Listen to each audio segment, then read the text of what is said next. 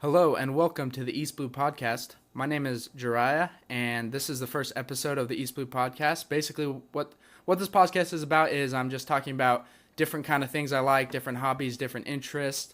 And this first episode is going to be very special because we're going to be talking about the Percy Jackson series, which is a book of 5 books written by Rick Riordan. The story is about Greek mythology and centers around demigods. Joining me today is my brother Josh for my guest. Hello, Josh. Hello. So, Josh is here to talk with me about the books. Now, Josh read the books for the first time, read them all this year. And, okay, we're going to go through each of the 5 books, and then we're going to get to some questions, and then we'll end with our final thoughts and our rankings of the books. So, first, The Lightning Thief.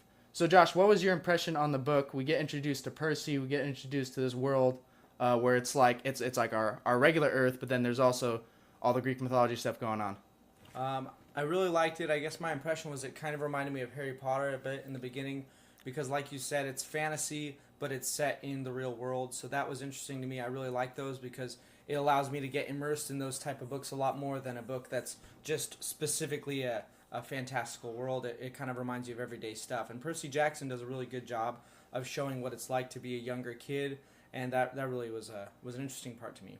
Yeah, definitely. I do see the connections with Harry Potter. I like it because, if you're a Harry Potter fan, definitely recommend the books because there's some basic similarities, but then Percy Jackson is also a vastly different book in other ways.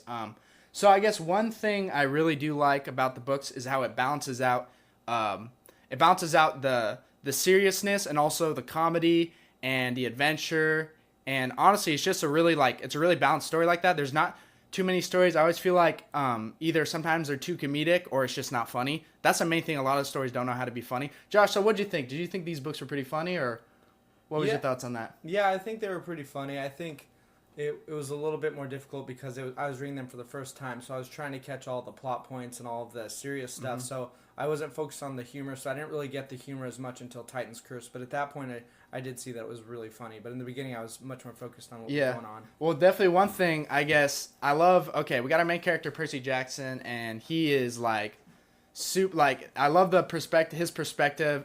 He's always, super sarcastic, super, he has a hard life, so he has a lot of things to kind of be depressed about, but he makes it through. So I guess let's jump into the story. So our main character, Percy, he starts out obviously not knowing about this world. He lives alone with his mom. And then he's introduced into this world where he goes to the camp. He goes to the Camp Half-Blood, and he finds out he's a demigod. So let's talk a little bit about that. What do you think about Camp Half-Blood and all the different cabins and all that?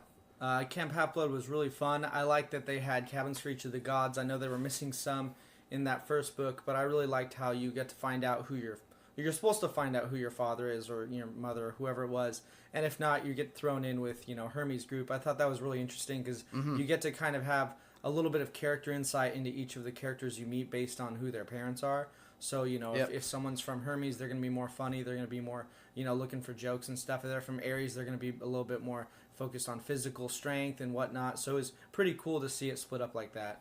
Well, definitely now that we're in the camp, there's a lot of, I love just this introduction into this camp, the world building here and just the characters we meet.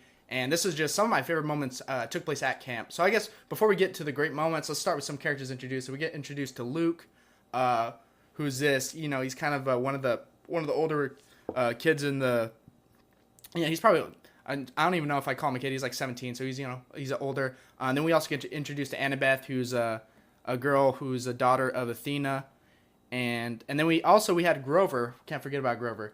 Okay, so we'll get more to Grover and Annabeth as they'll be important later on, and Luke as well. Mm-hmm. So let's see. Let's talk about. Okay, one of my favorite moments was definitely the camp. Well, actually, before I even say the capture the flag, Percy versus Luke. What did you think about that? Like that first, I just remember that action scene being so cool. Because you had Percy showing off a little bit of skill. Because this guy, honestly, he shows up. He's kind of this loser, and then he goes up against Luke. And Luke isn't going too hard. He's just training him, and they're like doing that little duel in front of everyone. Then Percy gets that move and shows off some skills there. I think it was cool. It gives you like that feel of when you're like a kid or something, and then you do something really cool in front of everybody, and you can almost see Percy feeling like that popularity like shine on him for a second before he gets his butt kicked. But then, it's pretty cool for that moment. And then of course the capture the flag. I love this. I mean, And then one of the antagonists, I guess, who got involved with this is Clarice, who's like the Nancy. I don't know if do you remember Nancy Boba Fett? That was the one before from the school, and then now we got upgraded to Clarice, who's this. Now she's Yeah, I don't remember daughter Nancy Barry's. as much as I know. No, she's a super insignificant. She was like in the first chapter where she was bullying Grover. But yeah. Anyway, yeah. So that was pretty sweet. The host in her capture the defense, flag is everyone fun. bullies Grover. So Yeah, everyone. Yeah, kind of. That part was super cool where he just captured the flag and like, obviously, listen, I love underdog stories, so it was cool. You know, you got this underdog Percy, and then he has to guard the flag, and then suddenly he gets attacked by all the Ares campers, and he beats them all, and then this is where we get the reveal that he's the son of Poseidon. So what do you think about this reveal? Find out he's the son of Poseidon now. I mean, I kind of got it from just the book cover, obviously, but I mean, it was a really cool moment the way he did it because. What did he do? He he didn't yet have like the ability to use water, but what happened was he got thrown in the water and it kind of healed his wounds and made him stronger. Yeah. So he's kind of starting to develop that, and I liked it because it's like you don't think this book series like you think his father would be Zeus, like the main character of Greek mythology, but I like it that they chose Poseidon, even though that's like probably the next biggest of I guess on the food chain, but between him and Hades. But yeah, that's definitely pretty cool that his father is Poseidon.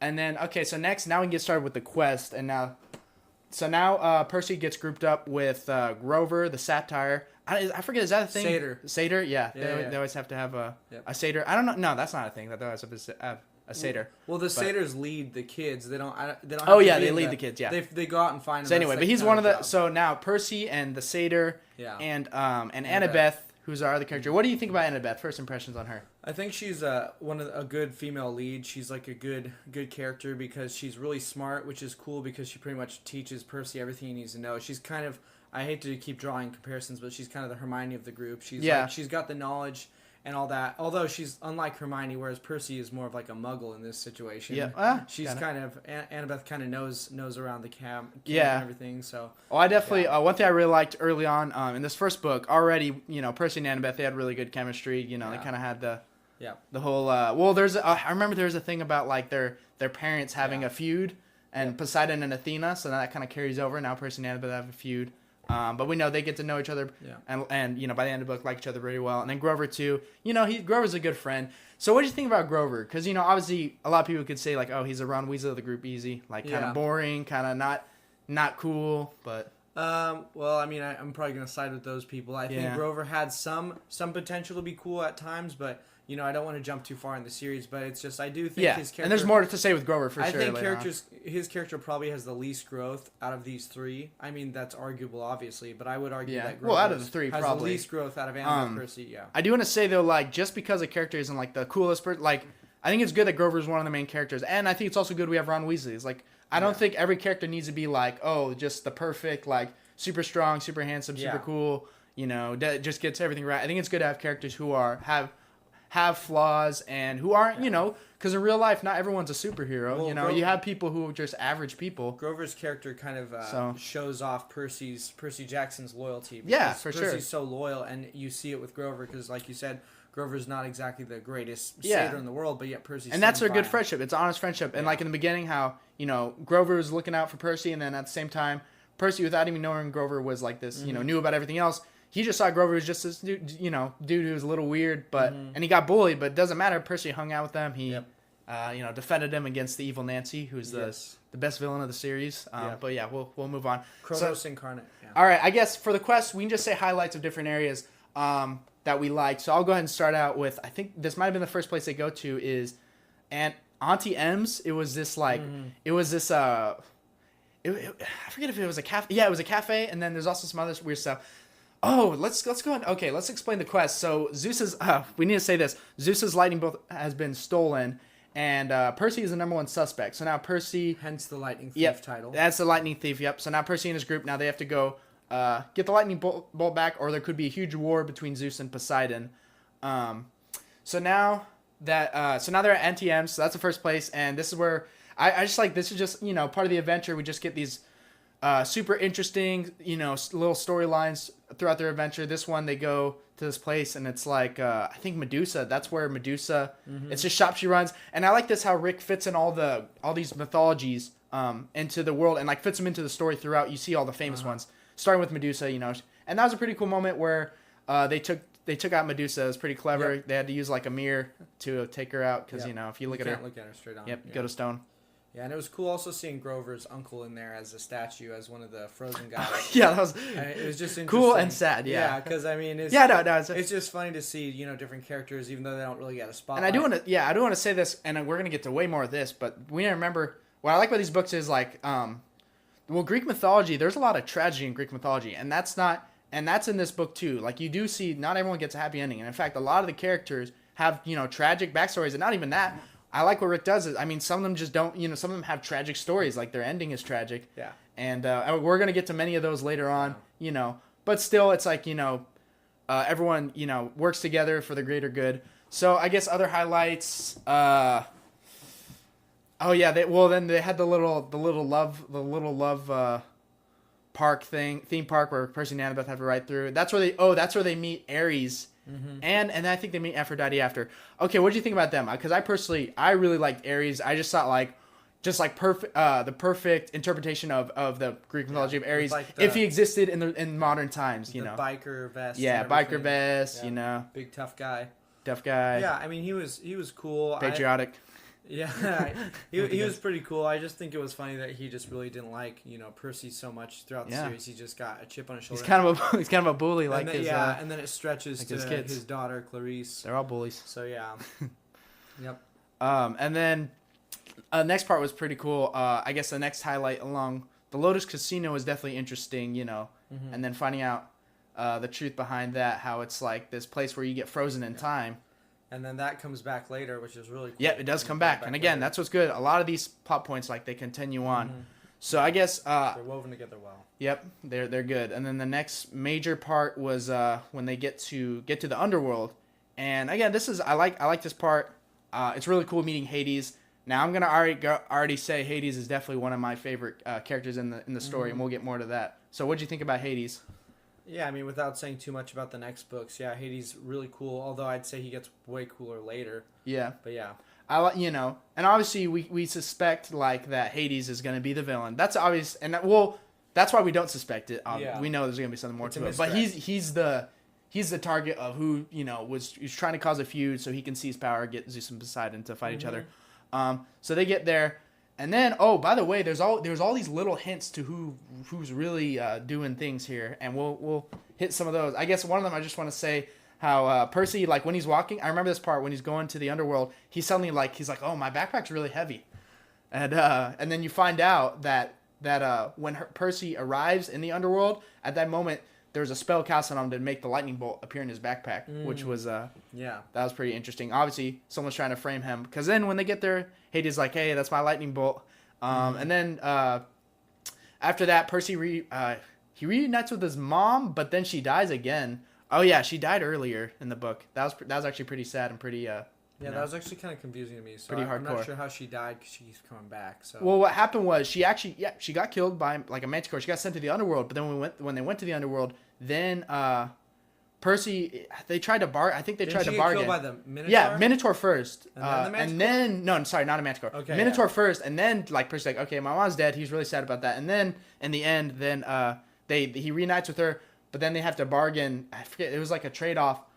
And then his mom ends up sacrificing her. I've come to bargain, Dormammu. Yeah, Dormammu. Yeah. But yeah, and then we get to the end. I'm trying to remember what happens. Well, basically with the climax, they get to Mount Olympus and they work everything out. Percy gets to meet his father, and that was pretty cool. Yeah. And then what I like about the way Rick writes his stories is you get the full story, and then there's like another. There's another twist at the end. Like there's a big twist like at the end, and then there's another little one because we find out after. And it was really cool. I just loved the way it was happening. Like Percy's like, all right, I figured all these things out. All this prophecy happened, but he's like, wait a second. What about the line where it says like you'll be betrayed by a friend? And then you find out Luke betrays Percy, and that sets up Luke to be one of our main antagonists. So what do you think about that plot twist? I like that. I do want to go back since you said it because I wanted to talk about it. But I like that there's a prophecy that Rick gives you in each of the books, so it kind of sets you up to know what the book is going to be about. Obviously, it's kind of a mystery, so it lets you hopefully solve it as you go. And that's a fun way to write as well, to have a lot of foreshadowing right at the beginning, almost at the beginning of each book. Yeah, I was gonna say the prophecies were great. Like they made, and they always give you they give you hints to put pieces together, and they really they make perfect sense once you get to it, and that's. And now going back cool to what you said, I really liked Luke in the beginning, and then he turned bad, and then I kind of liked him more, but then I also went back to not liking him in the next few books.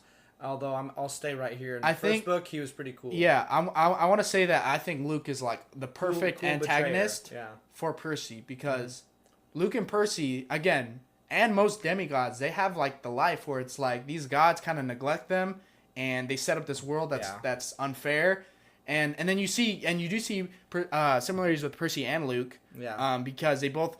And you see, it again, that's why it's perfect antagonist, because Luke is kind of like what Percy would be if he went all the way to the other side.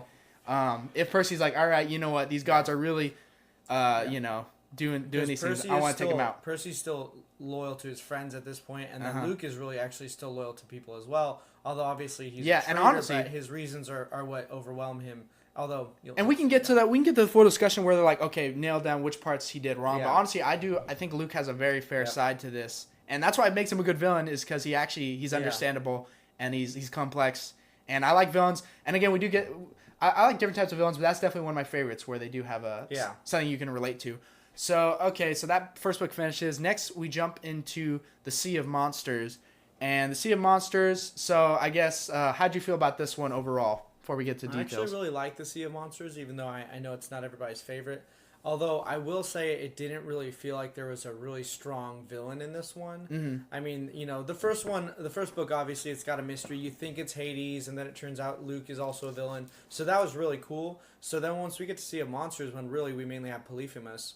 I don't know if I pronounced that right, but we have that guy, and he's just kind of a blind, Cyclops. And that was probably one of the weirdest storylines with Grover cross-dressing, and then so that was kind of an interesting having the trick. Yeah, that was an interesting villain that I kind of didn't see as all that powerful. So I mean, I know there was a lot more going on in the background of Sea of Monsters, but still, it was just. I want to say with this book, like it's definitely when it comes to the community, like it's one of the lowest rated of all of Rick's books. But I want to say, to be fair, like on its own, it's a good book. Yeah, like it's I think it's a very solid book, and it's a very enjoyable book. I liked it, and the only reason is it pales in comparison to the rest. That's why it gets the views it gets, and that tells you how good of a series it is. Yeah, and I like this a lot of great adventure.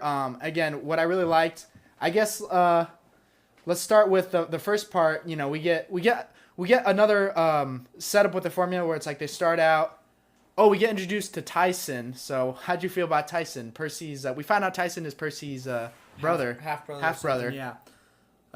Tyson was honestly very weird. He was. You liked Tyson. Be honest. Tyson's not my favorite character. I just think he was. No, I'm just kidding. He was kind of strange because since he's a Cyclops, that doesn't really ruin it for anybody. But since he's a Cyclops, they kind of play him off as like dumb, but like wise or something. And I think it's like pure, like, and then he has his moments too. It was just weird because literally, I mean, I'm gonna dumb but pure. Yeah. I'm gonna jump ahead real quick to the the last Olympian. And just not for It's not a plot point. It's just to show how awesome of a character he is, sarcastically, because his war cry is literally peanut butter. Oh yeah. So that to me just kind of doesn't shine of brilliance, but Well, I want to say it's like.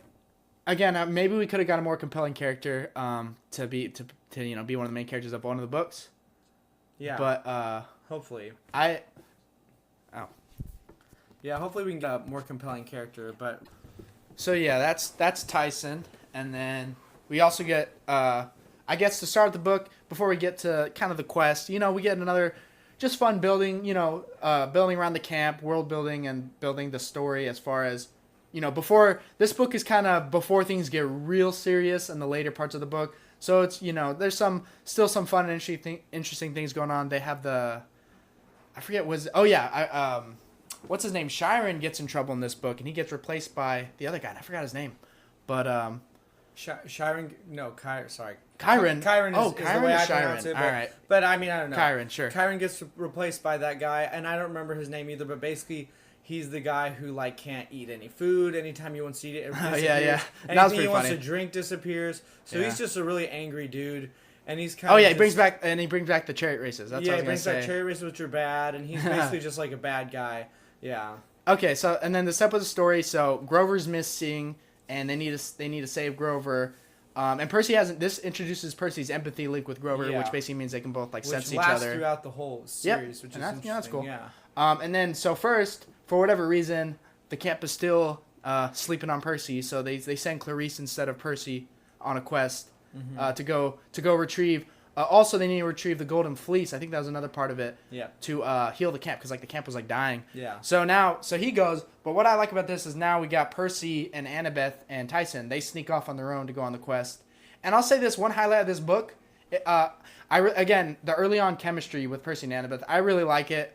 And because later on in different books they kind of get separated at parts. So I like this early book. We just get a more building on their relationship and a lot of fun adventures. What do you think about that? About their relationship? Yeah, just early, and right now it's just a friendship. Yeah, I mean, I like it because it's more of a friendship, which they kind of keep it there, which is interesting because you'd think they would make it more romantic. But, Yeah. But again, I mean, it kind of reminds you of like the the demographics that he's writing well, for. and we'll get to it why I like their relationship so much and what it ends up with is I think it is well developed, really well developed, and a good payoff. There's only certain parts I don't like, but we'll get to those. Yeah. And then the adventure was fun, a lot.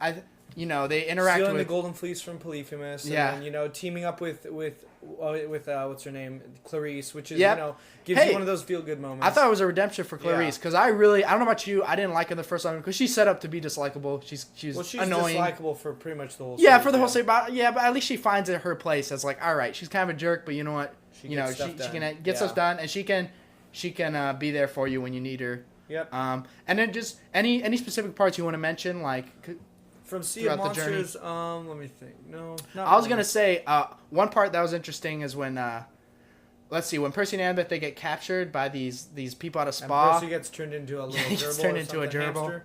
And Yeah. there's Annabeth's, that's where she has to shine. Yeah. And the book kind of sets up different moments, and then Tyson has his moments, like where he saves the group, sacrifices himself, Yeah. and then we think he dies, but of course he comes back in the end to save the day. And then I also, again, this is just a little part that I just remember really sticking out to me.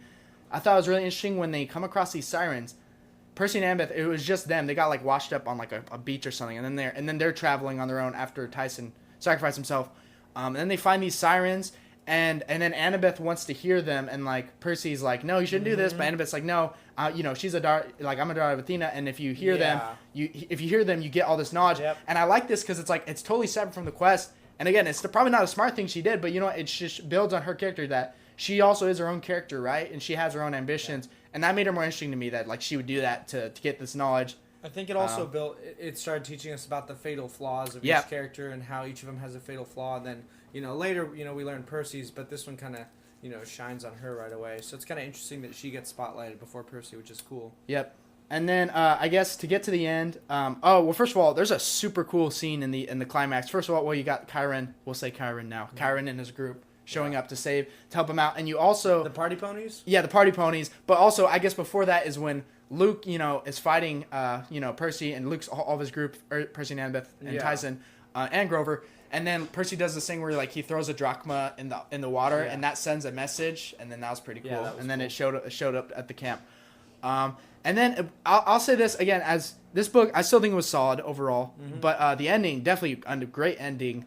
It just hits you. So what do you think about this ending? Because you had the Golden Fleece put on the tree, and then it's like, And then it brings back. yeah. It's like, the village is, Brings or back Talia. the camp is saved, but then suddenly, boom, like, oh, and Talia's Yeah. back. Whoa. Talia's back, and then that's interesting because that's what Kronos wanted, even though they made you think in the beginning that the main thing for the Golden Fleece would be to bring Kronos' healing faster. Yeah. So yeah, it's a lot of plot twists that provide for an interesting And, book yeah, in Titan's Curse. I was going to say, Rick really knows how to end a book. That's why I think that's one of his strengths. And we'll get more to Yeah. his strengths later, too.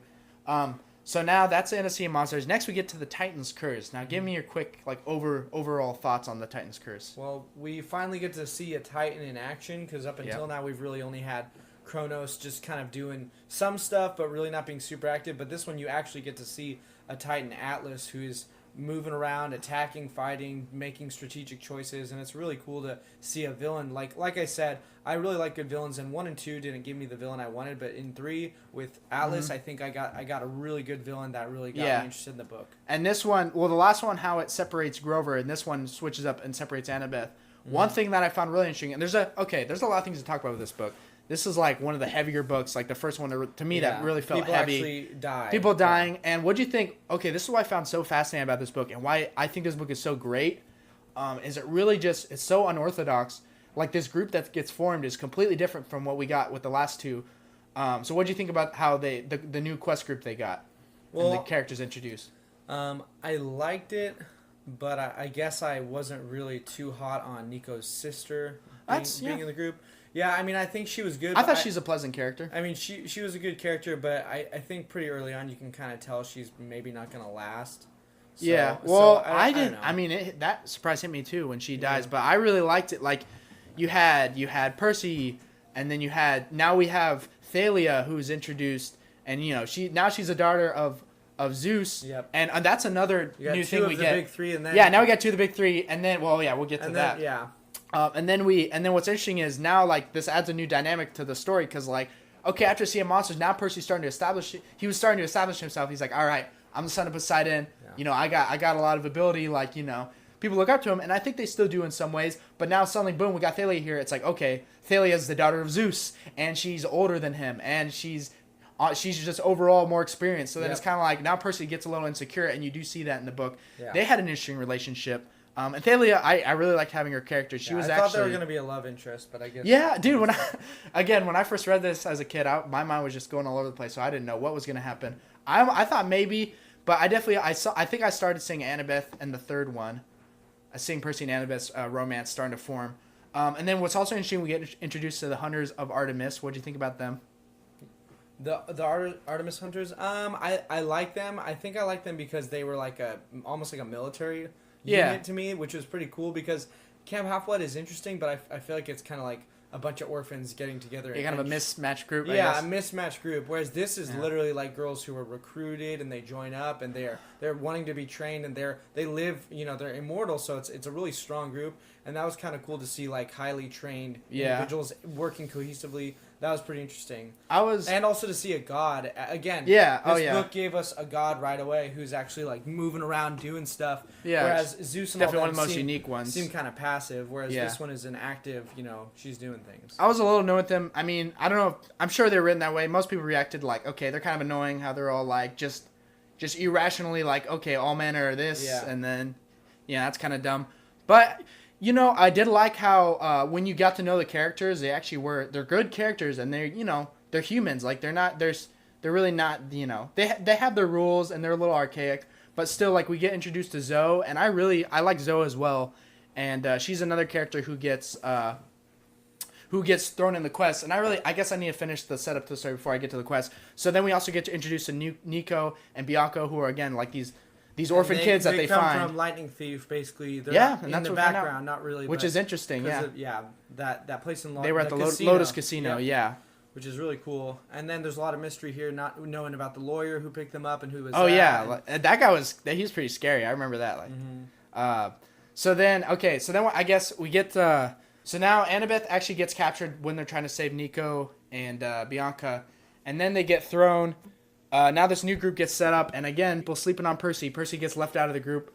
I forget why, if they just thought he wasn't worthy, or maybe, or if it's like he had too much of a thing like with going on with Annabeth, like he get his morals cloudy because he really wants to save Annabeth. But anyway, so they set up a group. It's Thalia, Bianca, Zoe, and Grover. They're all sent to go save Annabeth, and then Percy now on his own. And this was a really cool moment where Percy kind of goes on his own on Blackjack. We get the best and character, gets the Blackjack. Blackjack. So Hey boys! I love Blackjack. Okay, you better explain that. So Josh, he used an audiobook, so explain your experience a little bit. I listened to the audiobook, which were really, really awesome audiobooks on YouTube.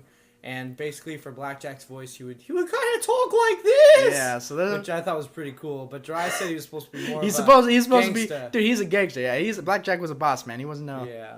There's no like seahorse or whatever that is. But anyway, do you have a shout out for your guy? I don't know whoever's making these. No. All right, he's all right. So now they go on their quest. They're separating.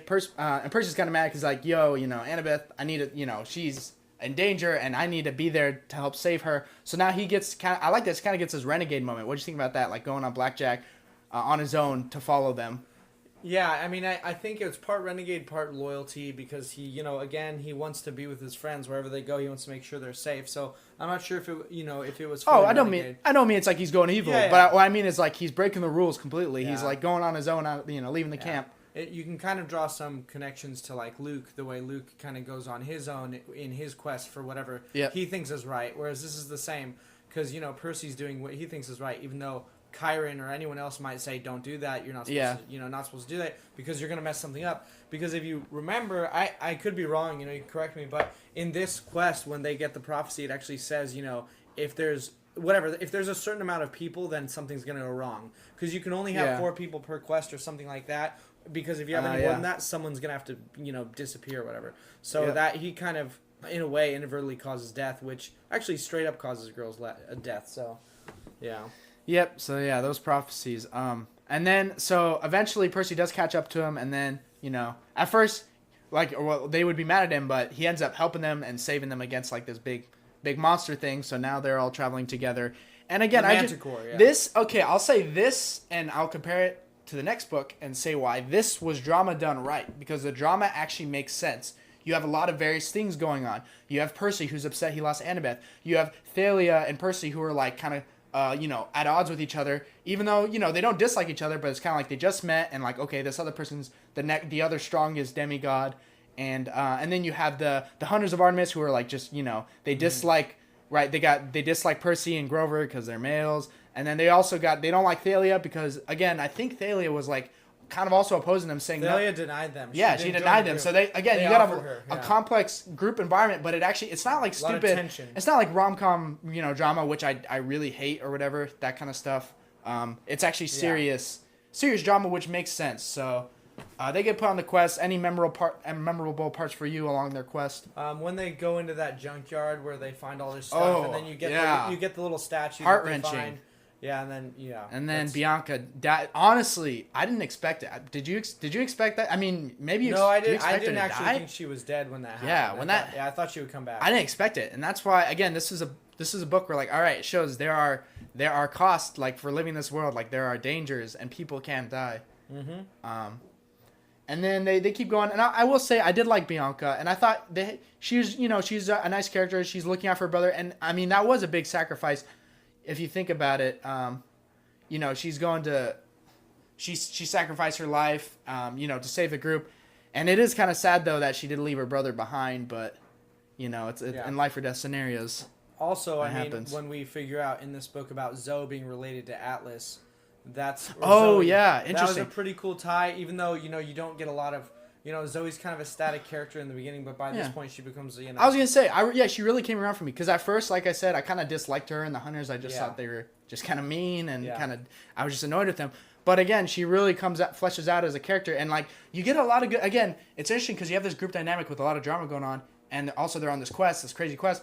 But you get all these little moments kind of, I really like it. I remember there's like Percy and Bianca had a moment of where they talked to each other and Percy's like, wow, she's actually... unlike all these other crazy, she's pretty nice. And then you had Percy and Thalia having a moment, and then even Percy and Zoe, like they had a good moment. So I really like that. Yep. I for anything memorable Grover did in this book, I'm trying to remember. No, Grover's not going to get super memorable until the next book. Yeah, he gets more highlight. And again, you can only highlight so many characters. And then I still think it was ambitious of Rick what he did with bringing so many new characters into and making them main characters in this book. I think he tried something risky and it turned out great. So, and then I guess we can move along to the climax of the book. We get this huge clash. What did you think about the climax? Of the Titans. Yep, literally. Clash. Yeah. Well, I thought it was a really good fight between Atlas and Percy, and I thought it was really cool to see Percy kind of hold up the sky, basically. Yeah, Percy and Annabeth. Yeah, to see him take on the Titan's Curse, and you finally understand what it is, because the whole time I was wondering what is the Titan's Curse. So it was really cool to see him take on the general and actually, win against a Titan, which we haven't seen until now. And we haven't even known their power level until this moment, which you see how strong they are. Yeah. And the Titans, obviously, they rival gods. Yeah. So they're very strong. I also... Oh, yep, we get... Zoe dies, and honestly, it was sad. I really... I thought... Again, it's gut-wrenching, but it's a well done part of the book. Yeah. Having more sacrifices... And then we get to, I guess, we get again to the next climax is and this is one of my favorite scenes in the entire series. Honestly, we get so everything after they resolve everything. Now they still have the issue of now Zoe's back and they go to the gods the court. I guess is it the courtroom? Talia's back. Oh yeah, Talia. Is it the courtroom? They go to Mount Olympus. Yeah, they go to Mount Olympus. I forget what their room is called, where all the gods. Yeah. Okay, but the difference is the throne room. The throne room. So this time, last time we were in the throne room in the first book, it was just Poseidon was there. This time, all the gods. We got like almost all the gods like are in there, and it's just like this presence. Like, what did you think about that? And like, kind of scary. Yeah, I mean, it was cool to have Rick show us how it is to have all the gods in one place at once, because that kind of builds up for the next book in Battle of the Labyrinth and The Last Olympian. It kind of builds up to show you how strong they are, but then you start seeing that they're not the strongest thing out there by themselves. Yeah, well, I like the scene, and obviously another twist. Thalia, in a clever but tragic move, she decides to join the Hunters of the Artemis, so that she was about to turn 16 to stop the prophecy, and then now that delays it for another 2 years for now. Next Percy, who's going to be the one. Yep. And then that was a great scene, and then one more little snippet in the end. Well, we get the Percy and Annabeth reunion, so that was nice, and we get to the end, and suddenly I thought this was so well done, because when I first read it when I was younger, this totally hit me by surprise. Everyone back to the camp. You're like, all right, we're here. Good feeling. Kind of happy. Well, a lot of sad, a lot of death, but we made it through and we finished the quest. And then suddenly Nico comes up to Percy and he's like, hey, where's my sister? And I'm like, no, I forgot, because Percy promised Nico he was gonna protect his sister, and then Percy forgot too. Obviously he did it in the scene. He tried his best, but he couldn't save her. And then this is where Nico gets really upset and then angry at Percy. And now we find out Nico is revealed to be the son of Hades. What do you think about this? I like that, because I really was waiting for a Hades kid to pop up, and he kind of popped up right when I was kind of getting frustrated. And I was like, all right, I guess there's no kids that Hades had. And then all of a sudden he pops up, and you find out all three of the big three messed up on that, the deal they made to basically hold off, don't have kids. But in technicality, well, again, this is kind of ironic. Hades technically didn't break it, because he had Nico before the treaty was made, which I find that interesting, since Hades is like, everyone would say, oh, Hades, you're the bad one, but Hades, the other two broke it. But anyway, so that was a pretty big twist, and that sets up Nico as yet another antagonist. So now we got this, it's even more complex with all these different enemies Percy is getting against him. So that's the end of the Titan's Curse. Overall, I thought it was like a fantastic book. Yeah, it was a good book. Yeah. It was a good one. So next, the Battle of the Labyrinth. So this is the next book. How'd you feel about this one? This one definitely felt longer, because I think it had so many big plot points in it, more than the last, last three books. Definitely, I think they're obviously getting more and more vast, but I don't know, the Battle of the Labyrinth felt the longest to me. I'm not sure what it was, but it was really interesting with the what's it called? With the new trainer at school. Oh yeah. And how you find out later that he's actually, Yeah, I'm trying to remember his name. But if we remember it, we'll say it. But so this book opens up. So now Percy's in high school. I thought that was just kind of cool seeing Percy. He's growing up. And then he reintroduces a character. He meets Rachel again. She was introduced in Titan's Curse. And then next Percy he goes. Daedalus, that's the guy's name. Oh yeah, Daedalus. Well, we find out it's Daedalus. Yeah. We'll get to that. So this book starts out again.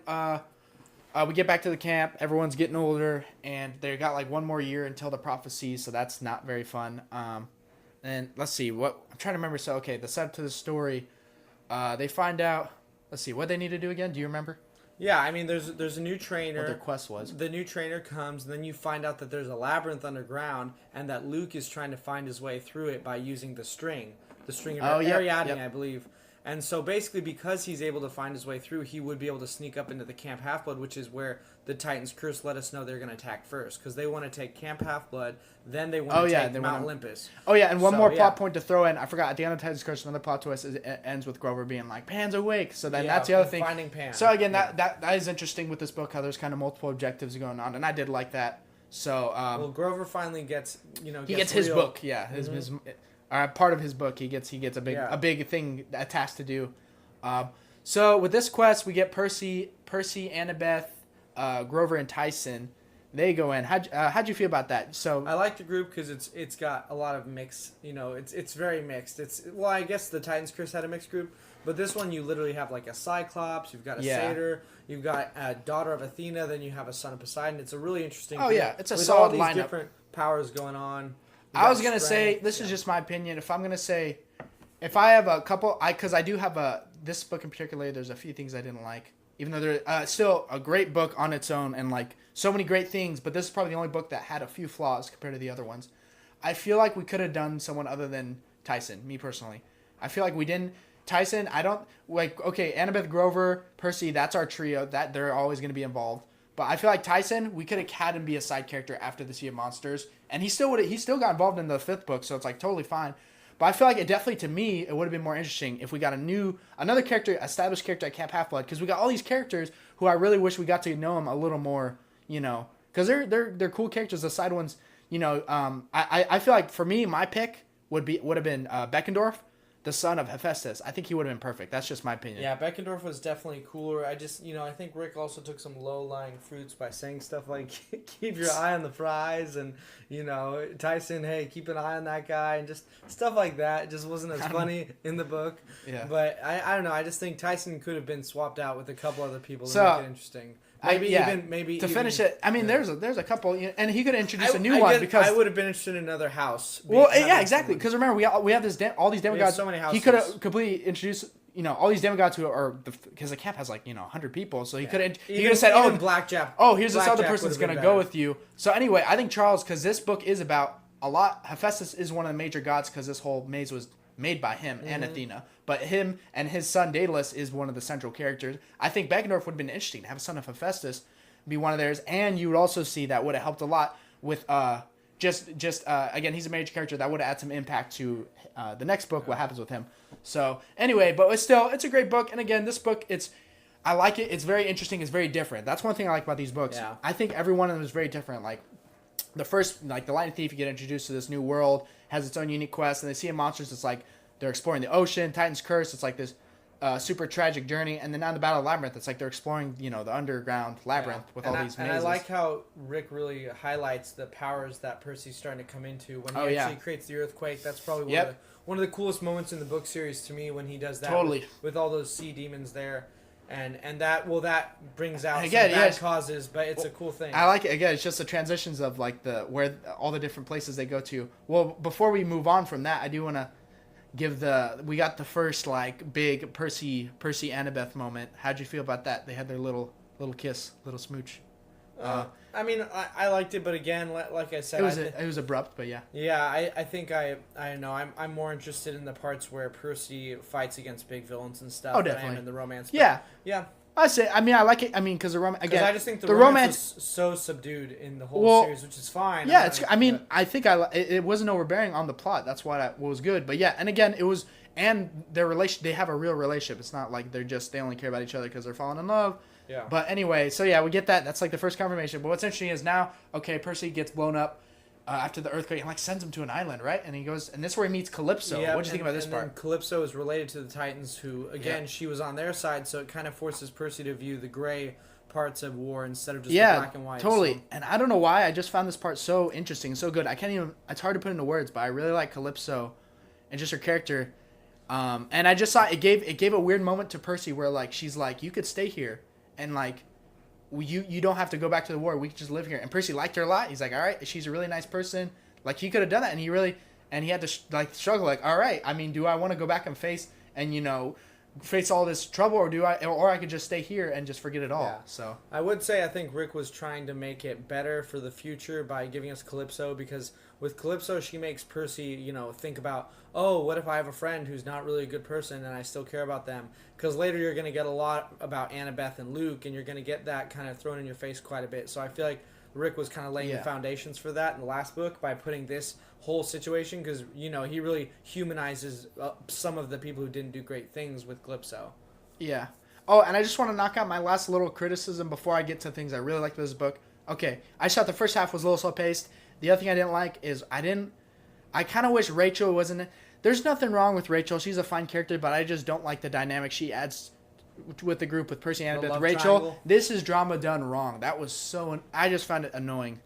Yeah, having it was almost thrown it's in like as an child, afterthought. and it's just like childish romance drama, and we really didn't need the book, and in fact, I think it inhibited Percy and Annabeth's relationship. And I'm totally fine with the way Rick did it with having the whole relationship come to a culmination in the last book. I think that's actually absolutely the way he should have done it. But I still feel like I wish we still just had more of their relationship building here rather than having it stunted by this. Because now it kind of made an awkward feel in the group because now Percy and Annabeth aren't really talking to each other because she's all upset with him and he doesn't know what's going on because he doesn't understand that these two girls like him. And he doesn't understand his feelings completely for Annabeth yet. I was waiting the whole time for Rachel to have superpowers, but it never happened. Yeah, well now she's just immortal. And I was gonna say that was interesting though, and I want to say we shouldn't hate Rachel just because she's the second girl to the main love interest. That's what happens in a lot of fandoms, and that's not fair to do because Rachel is just on her own. because she's his mistress, it doesn't mean just that 'cause she's a bad person. Yeah, it means we can hate her. No, I'm just kidding. But she was fine and she was interesting. She's a mortal. It was cool to have a mortal character. And she can see the demons. So that was interesting. And the other issue, now to get to my praises, I guess I'll let you go first. What did you really like about this book? Because there's a lot of good things, I think, to this book. My favorite thing was Daedalus. Totally. Finding out about Daedalus and how for, thousands of years, I think it's 2000 be specific or something, he's been running from the gods and they haven't been able to catch him because he switches bodies. And he's he such an hides out interesting in the character. labyrinth.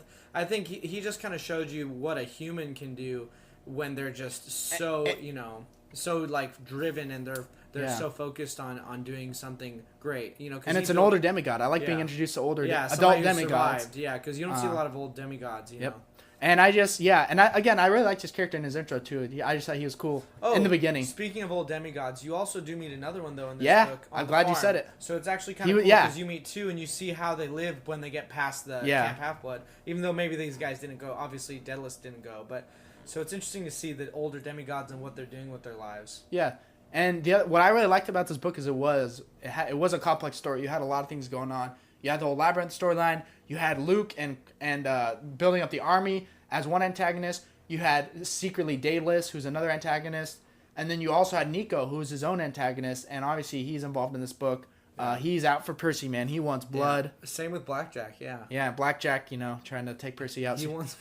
Reveal himself as Kronos. Could have thrown him off his back when he was flying. Turn himself in, fly him right into Kronos' lair, and say, "Master, here he is." Yeah. I was waiting for that. Okay. So yeah, that was and the culmination. Oh yeah, we got another cool scene. Another one that stood out to me was the Colosseum fight. Again, Percy fought Ethan Nakamura and kicked his butt. Well, but then he had to fight the big boy. What was his name? The big guy who was running the show. Long, whatever. So basically, this I forget if he was. He's the son of Poseidon. Yeah. Okay. So and he thinks that he's Poseidon's favorite son. So So he was like, So obviously he's like pretty strong, and he was running the show, and he was upset because he's like, this fight sucks. So he's like, you know what? Let me jump in the ring, and then. Well, he's actually cool because he's the daughter of Gaia, so he's protected as long as he's touching her. Half God, half Titan. Percy had to really get smart to pull that off. So that was cool to see Percy use something outside of just like sword slashing and. Yeah. And then I forgot another part. We get Percy coming back to the camp when everyone thought he died. That was an interesting scene. Yeah, he walks in, he's like, "I'm here," and see his own. And you do, it's kind of interesting. I don't know how you'd feel about come back to see your funeral, but he did see. Okay, people are sad about it. Yeah. But and then I guess we get to this climax. We get the.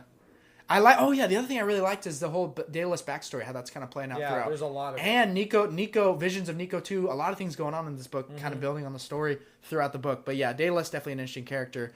And then we get the reveal to Pan. How'd you feel about the end to Pan? I feel like it was too short, but I did like it. I enjoyed meeting Pan, but I guess it's so much build up with Grover. That's literally Grover's storyline. Yeah. He's looking for Pan. So when he disappears so fast and he actually dies, it kind of made me like, oh man. Well, yeah. I was kind of hoping at that point maybe Grover would ascend to godhood or something and become the next Pan, but that would have been interesting. But yeah, it would be interesting. It was still really cool to see Pan later. Though, to meet him. Yeah, and it's just cool seeing big things happen, like a big change in the world. Because again, this is when you think about the world of the gods, it's like eternal. You have all these gods who, and different magical beings who live like forever. Yeah. Who are immortal, and it's interesting to see something actually change. Like Pan dies, and it affects the world, and you see the effect on the world. Well, I mean, after it in I the guess next book. this is actually a quote from the last Olympian, but you hear Dionysus say that the gods do need the praise and the worship from the humans, you know? Yeah. But yeah, and Which is Pan has interesting, lost too. it, so you actually Yeah. see foreshadowing for what could happen if the gods are not, you know, giving their attention. But yeah. So and then in the end we get the reveal of Kronos who's brought back, and now Kronos, he's like merged with Luke. So what do you think about that? So now Kronos is yeah, back. that was really interesting. The Great Dark way Lord. to do it, because I didn't think that was going to be, you know, his body was going to be Luke's. I didn't think that was going to happen. So now it's interesting seeing him like actually kind of possessing, or whatever you want to say, living within Luke. Yeah. But yeah. So then the Battle of the Labyrinth finished. Oh yeah, and of course there is the literal Battle of the Labyrinth. With honestly, I thought it was epic. Like I really just great. Like this is a prelude to the next book's war, which is even bigger. But what do you think about that whole part? You mean the The fight ending at battle? Camp Half-Blood? Yeah, the ending fight. Yeah. Yeah, that was really cool, especially because, you know, we've been waiting. We've heard the Titans want to attack Camp Half-Blood. So when it actually happens and they don't just push it off, Rick didn't push it off to the last Olympian. Yeah. It kind of gives you a taste. Yeah, I like for, it. Yeah. It gives you a taste for the final giant battle in the war, which is going to be at Olympus coming up in Olympia. Yeah. So yeah. So I thought that was cool, and then we get our ending and everything. Nico is for the most part kind of He's coming into his own. He came around, but there's still some things going on with him. But he does offer Percy at the end. He says, yeah. "I have a way for you to take on He's Kronos." stronger. Yep. So and that's the end of the Battle of the Labyrinth. Overall, again, still it's a great book. Like Yep. I really liked it. I did have a few issues. A way I describe it, I liked some things a lot about it, but also there's a few things that turned me off to it. But so next, finally, we get to the last Olympian. And this is the big one. This is the 5th book. What do you think about this overall? As a conclusion to the story. The Last Olympian was definitely a great ending. It's I'm not gonna rank him yet, but we'll get to that. It's definitely up there on the super high list of great books. But yeah. Yeah, I just thought, man, like I'm so glad Rick knew how to make a final conclusion book and make an ending, and we'll get to the details of the ending. We're gonna go through the book, but I'm just really glad because I feel like a lot of writers don't know how to write a good ending, a good conclusion. But you can tell, and again, you can tell this. Okay, this is again. Now we're gonna get my opinion about just basically storytelling. If you plan it out, that makes the best stories, and that is pretty. It's pretty simple, but it's true. Like when you plan out your story, and you don't just do it like book by book. Like you actually plan out. Okay, I'm gonna have this 5 books, or I'm gonna have this 3 trilogy of movies. Like when you plan out the story to go to the end, you can see this last Olympian. You see so many things were foreshadowed leading up to it and building up to it, and I think that's really great. Yeah, The Last Olympian was nice because, like you said, he landed the whole series really well. He didn't just leave it to fizzle out. He kind of wrapped up all the plot points pretty much. I can't think of one that he didn't wrap up. You know? Well, he did leave a little teaser for his next series, but he got to make his money, Yeah. Gotta set up another series. But that one's good too. Yeah. Anyway, okay, now let's get to the book. This book starts out hot, man. I really like the. It started out like right away. Percy joins up with Beckendorf, and they're on a mission, and I love this. Yep. You It was love just such a cool Beckendorf's scene. death? It was epic. I did like it because it was epic, because it was a sacrifice. Yeah. It was a good moment for him. Again, I'm just throwing my opinion out there. If Beckendorf had been a more major character, like Battle of the Labyrinth would have been perfect. This would have even more impact. I still do think. Again, these are books. You can only fit so much in it. For what it's worth, this was a great moment and a great character end to his character. If you combine it with the Demigod Files, then you get a little bit. Oh yeah, more, yeah. I forgot about that. A little bit more feeling on Beckendorf being worth it. We can briefly brush up on those. Beckendorf has been a really good character because he's from a house that's not one of the big 3, but he almost has a feel of like a big 3 person. Yeah, well, he's because he's experienced. He's one of the oldest kids in the camp, and he's looked up to. He's a good mentor. He started mentoring Percy because Percy's first mentor was Luke, but that didn't turn out so well. So then now he had another good friend he can look up to, but it's interesting too because Beckendorf dies because they've been betrayed, and you find that early on. Well, yeah, and there's betrayal throughout the book, but then Kronos does reveal, Kronos reveals them then that there's a spy, and that's interesting. So then we'll get to that. So then next we get to the camp, and again now it's like this is the end. Things are intense. We're at camp and they're all like meeting and getting everything together, and it is kind of cool seeing them have to have like these are kids really. These are teens, and they're all having to strategize together. And it was really cool seeing the war room. You had Percy, Annabeth, Clarice. I forget. There was like one of the The Apollos, Stoll brothers. basically the heads of every cabin. Yeah. What did you think about that? I thought that was pretty cool. Yeah, it was cool seeing everybody represented a little bit more. I mean, it gives you more houses because, again, that's one of my biggest gripes is just that there's not a whole lot of emphasis on other houses besides Luke obviously gets some, but that's not... You have to, and again, that's like not I said... great Hermes, representative. Well, no, he's a great character, but... No, he is, but he's not a great representative of Hermes' Well, house. you have to, I guess we have to understand that there's only so many characters. And I will say, in this one, though, they touch on a lot of characters. They do, This one they do, and we'll get to those. They kill a lot. But yeah, there's only so many they can get to as far as establishing main characters. But okay, next, a feud happens. A lot of drama at the camp because like the Clarice and the Ares and the Apollo cabin, they have like a feud to where Ares and Clarice decide we're leaving because I forget. I think they like stole their chariot or something like that. So that happens. So that's not good because Ares is like the biggest firepower cabin. They got like all the people you need, all the strongest warriors. So next, let's see. Well, Ares actually they stick back because they're kind of defending Camp Half-Blood a little bit from any other attacks. That's why they stay home. Oh, do they stay home to defend the camp? Kind of, but I mean, they obviously they don't they have an issue too. But part of it, they're not all bad. They are also defending it a bit. Oh yeah. So then let's see what happens next. We have so now we're kind of this is where we get some of the best developments in Percy and Annabeth's relationship. And again, it's not just romantic developments, but other things because like they have a serious dispute over Luke. And I was a little throughout the book. I'm gonna be and this was throughout the series too. I was always a little annoyed. I'm still I was a little annoyed with Annabeth. I'm on Percy's side. Yeah, I'm on Percy's side. It's like listen, Luke, he had way too many chances to come back, and he kept doing evil stuff, and he got a lot of people killed. And you see all that in this book because you're getting all the flashbacks of Luke's life in this book. Oh, and those were great. Yeah. What did you think about those flashbacks? We got multiple throughout. Well, yeah, it was cool because you finally get to see all the motive he has. Yeah, and that kind of, and again, it builds up a good case for him and his character and fleshing him out and why he's doing the things he's doing. So, let's see. What are other parts that... So now we kind of transition into the war, but before we get to the war... We had Percy going with Nico to the underworld. What did you think about this part? It was cool to finally see the underworld, I guess, shown a little bit more.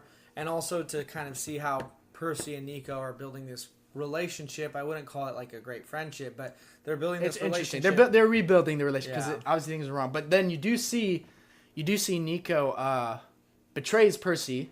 To turn him into Hades. That wasn't cool. Because he's trying to... But Nico, again, and I guess Nico thought... Nico wanted to get information. He didn't, for some reason, he was not... I guess he's a kid. He was naive. He thought, but Hades isn't going to harm him. He just wants me to bring him to him, and then he'll tell me this stuff.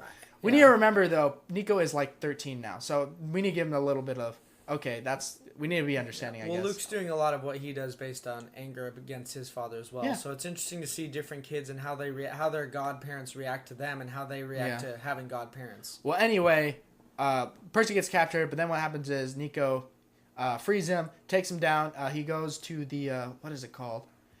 What is it? The River Styx. River Styx, which this part was really cool. Yeah, he dips in there. He actually gets to meet Achilles. He meets Achilles. That was cool. And again, I love meeting all these, characters from Greek mythology, seeing them now. So now he dips in the water. He has this epic moment where it's like, he's almost going to die. And then he reaches up and I think Annabeth helps him out in his mind. Yeah. And then now he's immortal. What did you think about this development? Because that was actually probably my favorite part of this whole book was actually seeing Percy. Not immortal. Not immortal. Invincible. I wanted to correct that. But yeah. Yeah, invincible except for the lower part of his back. Yeah, he has the mark that can kill him. But yeah. But it was really cool seeing Percy at full power because up until this moment I was a little bit sad because I wanted to see like a fully powered, strong, main character. So it was cool to see him. And at this point, like he's literally. Once he gets this mark, he can tussle with gods like full on. And then after this, he fights Hades. Once again, he fights Hades, and he takes Hades and his group out. That was pretty awesome. So now you got Percy with all of his skill, all of his abilities, and now he is invincible. And he needs it because he's going to be fighting just a bunch of titans during this, and a bunch of gods and everything. Now Percy returns all super powered, and then we get a cool part where it's like, man, just a long stretch of the book, like a half of the book, it feels like was just like a war, like an ongoing war, and it's like back and forth, and I really liked it. And it was pretty cool. It starts out with Percy gathering the group. So what's going on is the gods are fighting Typhoon, which I guess I can't even remember why Typhoon. I'd call him Typhon. Or Typhon? Okay.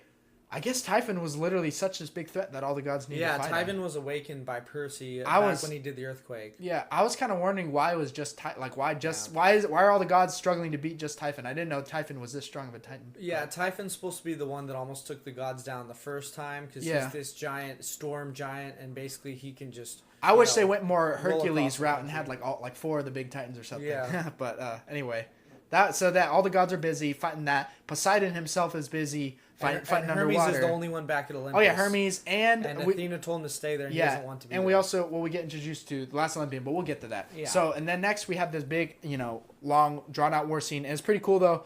Percy kind of establishes himself as the leader, so it's kind of cool. What do you think about that? How his journey, like in the beginning, he started out at the lowest of the low in the first book. You know? Now he's like leader of the camp.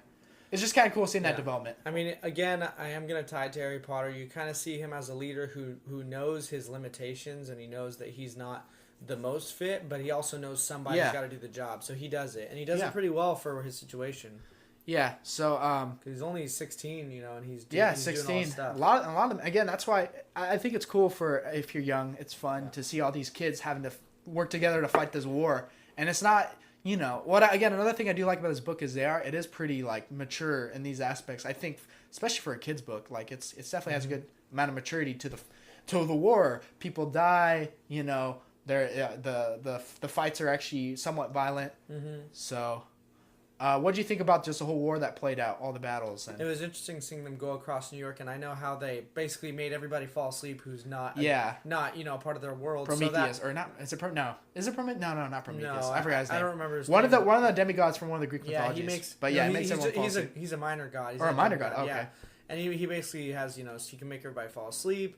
And it's interesting because then you basically have an open field where they can go ham and do whatever they need to do because they're not worried about who's going to see what. And it's cool to see them use Daedalus's architecture to go around the city and wake up all the statues. Oh yeah, waking up the automatons and get them whatever all they're called. into the battle. Yeah. I guess let's go ahead and get aside. We do get introduced to the Hestia, who is the last Olympian. What do you think about that?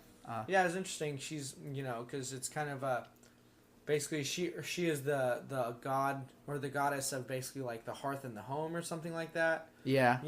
And it's an interesting way to have her as the last Olympian now because she's the last thing that is there. So it's kind of like as long as she's around, things are okay. So she's throughout the book she's like. She gets younger. I think she turns into like a little girl by the end or something. Yeah, because it's just showing that like it's disappearing. It's going bye. Like the bad stuff is getting too strong. But it was pretty cool to have her as the last Olympian because she's I didn't expect that at all. Yeah, I wouldn't think of her. I thought the last Olympian was going to be Percy. I thought he was going to attain godhood. That would have been then be the last Olympian. Oh yeah, and then he would turn the tide and whatnot. Yeah, I guess. But yeah.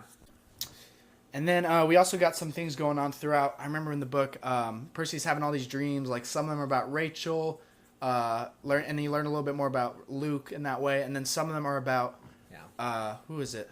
Well, they're connected because you learn about Luke, which helps you understand that Luke is actually, he's had a horrible past, which we knew.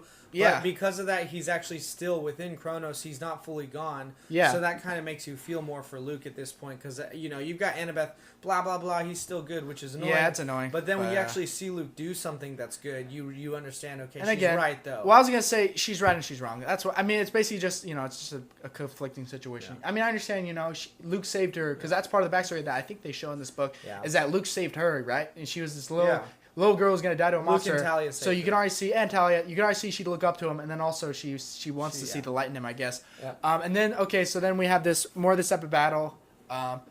We got a lot of just really Kronos' really awesome army is moments. marching. Yeah, their army's marching in. And while they're doing that, Typhon is over there taking out all the gods, fighting them. He takes out Dionysus.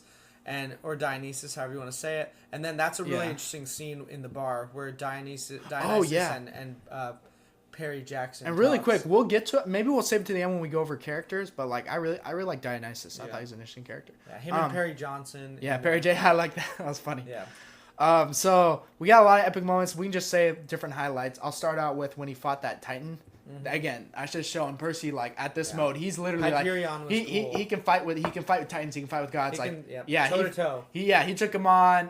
So that was pretty epic. And he used some new moves. He used a storm basically, like a little wind tornado or something. I forget. Yeah, but that was really cool So to that was see him. epic. Oh, also the hunters of Artemis and Thalia, they came help back. out a lot. That was cool to see them come Yeah. back, and mainly I was excited to see Thalia. Campers, them, and then Excited you to got see the Thalia party back. ponies come in. Oh yeah, the party ponies, they help out. Okay, and then I guess some actions during the war before we get to the end that were interesting is you had the whole thing where Selena dies, and she dressed up as Clarice's thing, so that she could get the Ares campers to come. Yeah, and then she ends up dying, which is pretty sad.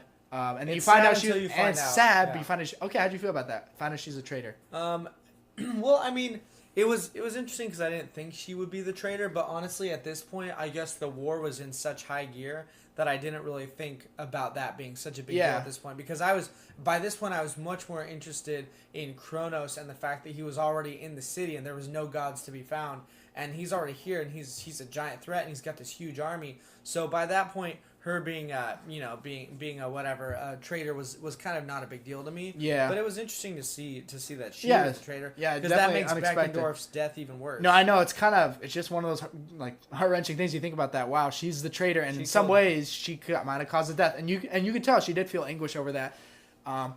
She dies a sad Greek tragedy death, and then Clarice takes out I think it was the monster that killed her. That was pretty epic for Clarice. Yeah, that was Clarice's big moment, I guess. Yeah, because the books are about Greek mythology, and Rick does a really good job of bringing that Greek tragedy into the books with the characters. Even though it's definitely way different than Greek mythology, it's like modern day Greek mythology. And every book, it's like there's always you have a prophecy, and it's always like super daunting. But it's but again, it makes you really root for your main people like Percy and Annabeth and Grover, and you hope they can make it through this and have a good life.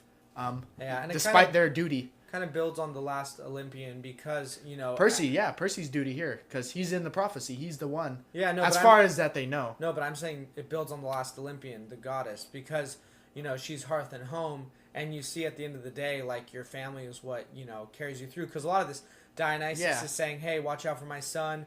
It's he wants you to watch out for his son. Poseidon's dad cares about him, but his hands are tied because he's dealing with all these sea spirits. And then you've got Zeus not really doing a lot for Talia. Yeah, and then you've got Zeus, Hermes feels really bad, but he's kind of boy. screwed up his relationship with his son. But he had to because he knew the future. Again, it's got all this stuff. They're complex characters, not just like, oh, they're just evil. They hate their kids. There's a lot, they have a lot. The gods are busy. They got a lot of things. They can't go to every little kid. But at the same time, that absolutely causes these kids to be neglected and to not have the best lives. And that's why I do think the heart of Rick's books is family, because with like the kids, they create their own family at Camp Half-Blood. They have Community. to because they don't really have such a thing with their actual real parents most of the time. Yeah. Although at the end, hopefully it changes with what Percy. Yeah, requests. we'll get to those. One of the best parts. So anyway, his request. Okay. Another little epic part. Well, I guess epic in a sad way, not epic in a happy way. You have Percy and them. They get cornered by some of Kronos' people. It might have been Kronos too. And then Percy, one of them, somehow they know that again it was probably the traitor. They know about Percy's weak point. They don't. They go for. Oh, they didn't. Oh no. This is when the what's it called? Nemesis's son. Yeah, Ethan, right? Ethan Nakamura is about to attack him. Annabeth jumps in the way. She just jumps in the way to save him, even though she knows that he's immortal. But it's just a reflex. She does, and it's a reflex, and she does know though he has the weak point. Oh, let's get to that. She doesn't know. He tells her after. Oh, he tells her after. Oh, okay. Yeah, and then she goes. He said, "Why'd you do that?" And she said, "Well, let's get the order right." And then, but I mean, at this point, Kronos goes, "Wait, why did she do that?" And then he tells Ethan, "You need to remember, like, where were you attacking?" And Ethan goes, "I don't know. I was just swinging." Yeah. And he said, "No. What part of his body were you going to hit?" And Ethan doesn't know, but he was going to attack that spot. Yeah, and then we get another heartfelt moment here with Percy and Annabeth. Like she got she took a stab for him, and then Percy tells her about only her about his secret. Yep. Which I thought was going to bite him in the butt in the end. I thought she was going to tell someone. There it is, Kronos. Yeah. At the last moment. Because Kronos is Luke. Oh yeah. So I thought that she was going to tell someone, and then it was going to be like, "Oh, your loyalty is your fatal flaw," but that never came up. So yeah. So then, I guess we're reaching near the climax again. A lot of great battles going on. Rick is pretty good. I guess we'll get to that when we get to Rick's writing on how we feel about how he writes his battles. So now we get to near the end. The climax. What's really cool here again is just like the main central characters get this highlight where it's Percy, Annabeth, and Grover go to defend the Mount Olympus, and then at the same time, Thalia also makes her way up there. So it's like you got the four defending. They have to go defend the inside because Cronus and them are coming in. And then Thalia gets taken and then Thalia gets taken out by Hera's statue. Yep, because who was going after Annabeth. Yeah. And then also interesting, Hades comes and helps. I thought that was awesome. How'd you feel about that? Seeing him in his armor with that's just epic, his dude. Ghost army, that was super. Again, this is Nico gets to have. I like this, and we'll get again more to this. This is like actually this is developing the world of the Greek mythology because it's never Hades. Hades never really rekindles in the Greek myths, as far as I know. There's never a storyline where it's like Hades rekindles the relationship with the other gods. Yeah. He's always just, you're the evil one. Mm-hmm. You rule the underworld. But now we do see like, okay, Hades is back to help, for the greater good. And again, I like Hades that he is more, there's more to his character than just I'm the bad guy. Mm-hmm. And good moment for Nico, helping out, doing something right for once. And at this point, all the kids actually start liking Nico, so it's cool because then Hades' house doesn't have to be the crappy house, Oh yeah. Oh, well, yeah. And then we get to our climax. So how'd you feel about the final battle? We got Percy, Annabeth, Grover, the original trio versus Luke / Kronos. Oh, and what's his name? Ethan. Ethan gets killed because he tries to turn on Kronos and then Kronos kills him. Mm-hmm. So that was sad for Ethan, but but I thought it was a really good fight, especially because epic. I thought it was good because Luke, he ends up actually joining in the fight in a way. Yeah. And that actually made me really like Luke when he did that because it was like, it was a really good heart-wrenching moment. Yeah. And it was cool to see him like his last redemption. Yeah, he gets redemption in a really good way, because I wasn't really sure how. And that was an interesting twist on how the prophecy now that he. What was really most interesting to me, honestly, was the fact that we have so little gods in the last Olympian. They're really not the saviors of the people. It's really I think, obviously, and obviously the books, they wanted to focus. This story is about demigods, not about the gods. So it's like focusing on their story, and it covered expansively. Yeah, it would have been maybe. Well, we got a little bit of shots from the gods fight, but not too much. I remember one part where Kronos. He views them again. Just as, I guess this is for the effect for the reader, but he's like, let's see how the gods are doing. Like when he has them all pinned down, and then he looks at the gods. And then it shows Poseidon come in and they save the day, and then and then he gets sad and like, okay, shut that off. Yeah. Change the channel. Change the channel. Okay, and then we get our final climax. Annabeth's still trying to turn Luke. Again, I feel a little annoyed by it, but in the end it worked, right? So at the end, that's what needed to happen. Is the only way to beat Kronos. This guy, the father of all gods. You had to have Luke beat the vessel carrying Kronos. Yeah.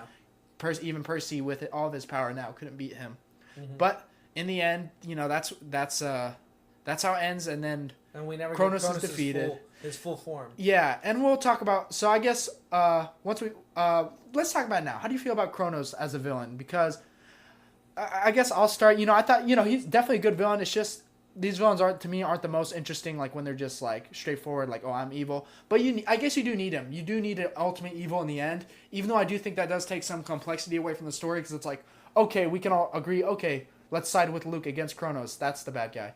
But again, there is more to it. But how'd you feel about Kronos? I mean, again, I think you need to remember the demographics that Rick was writing for. I mean, they're very good books, but they are aimed at a younger audience. So it's going to be. He adds a lot of complexity to a lot of the characters. But if you add complexity to every single character, you're going to create a really difficult book. And at that point, I think it's going to step into. Well, and I get it. Kronos is like this timeless god. Timeless villain. Yeah, it's like he's you can't. Big titan. Yeah, he's not. Yeah, so there's not scary bad guy. There's nothing more to his story. He's literally had his whole.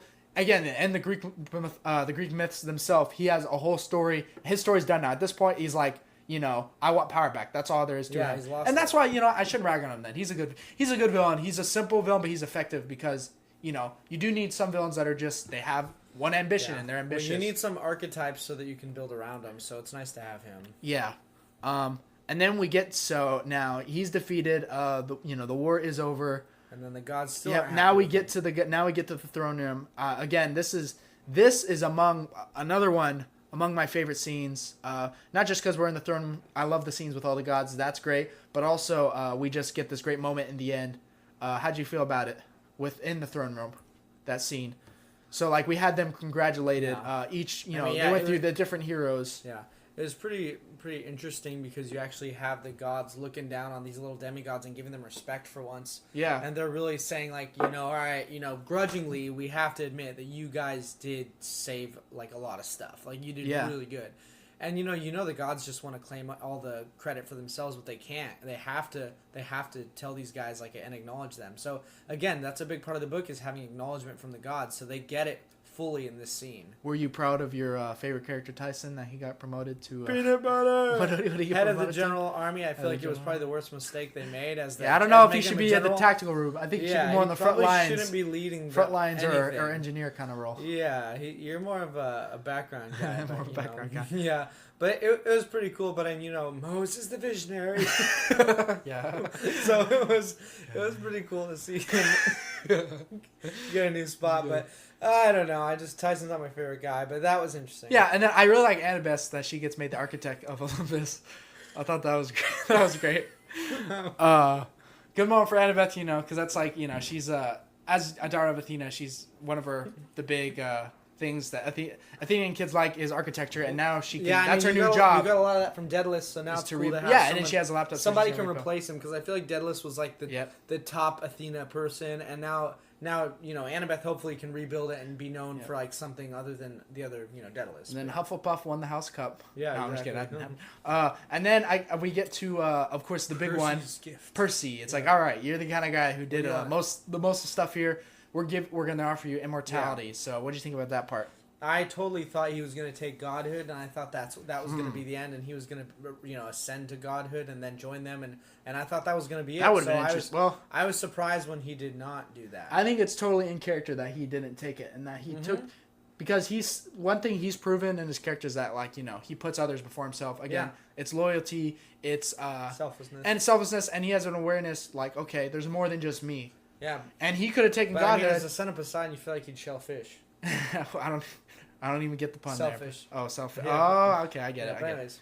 All right, so he says, I'm going to turn it down, and he says, instead, here's what you're going to do, and I love this part. It's just again, we're having things actually develop in the world. We have these Greek myths, and now we have a modern take on the story, and now we're actually having changes to the whole makeup of the world, and it's awesome how Percy, so now he tells them, we are going to recognize all demigods. You're not leaving some of them behind. We're gonna add cabins for the minor gods and Hades, and give them respect.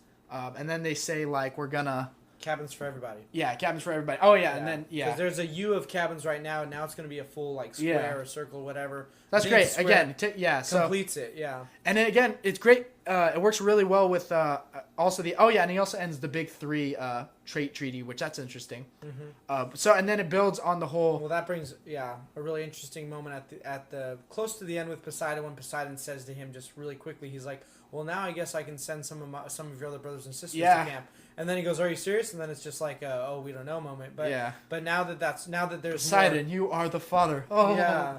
It's like on a talk show. Yep, Maury. Now that they're bringing in more kids though, and they're actually claiming them quicker. Yeah, it's going to be interesting to see. So there's how the world changes. Yeah, it's great because he's helping all the And again, this works so well because it's the main antagonist is Luke. Well, you could say it's Cronus and Luke. To me, definitely the more as far as thematically, the main antagonist is Luke.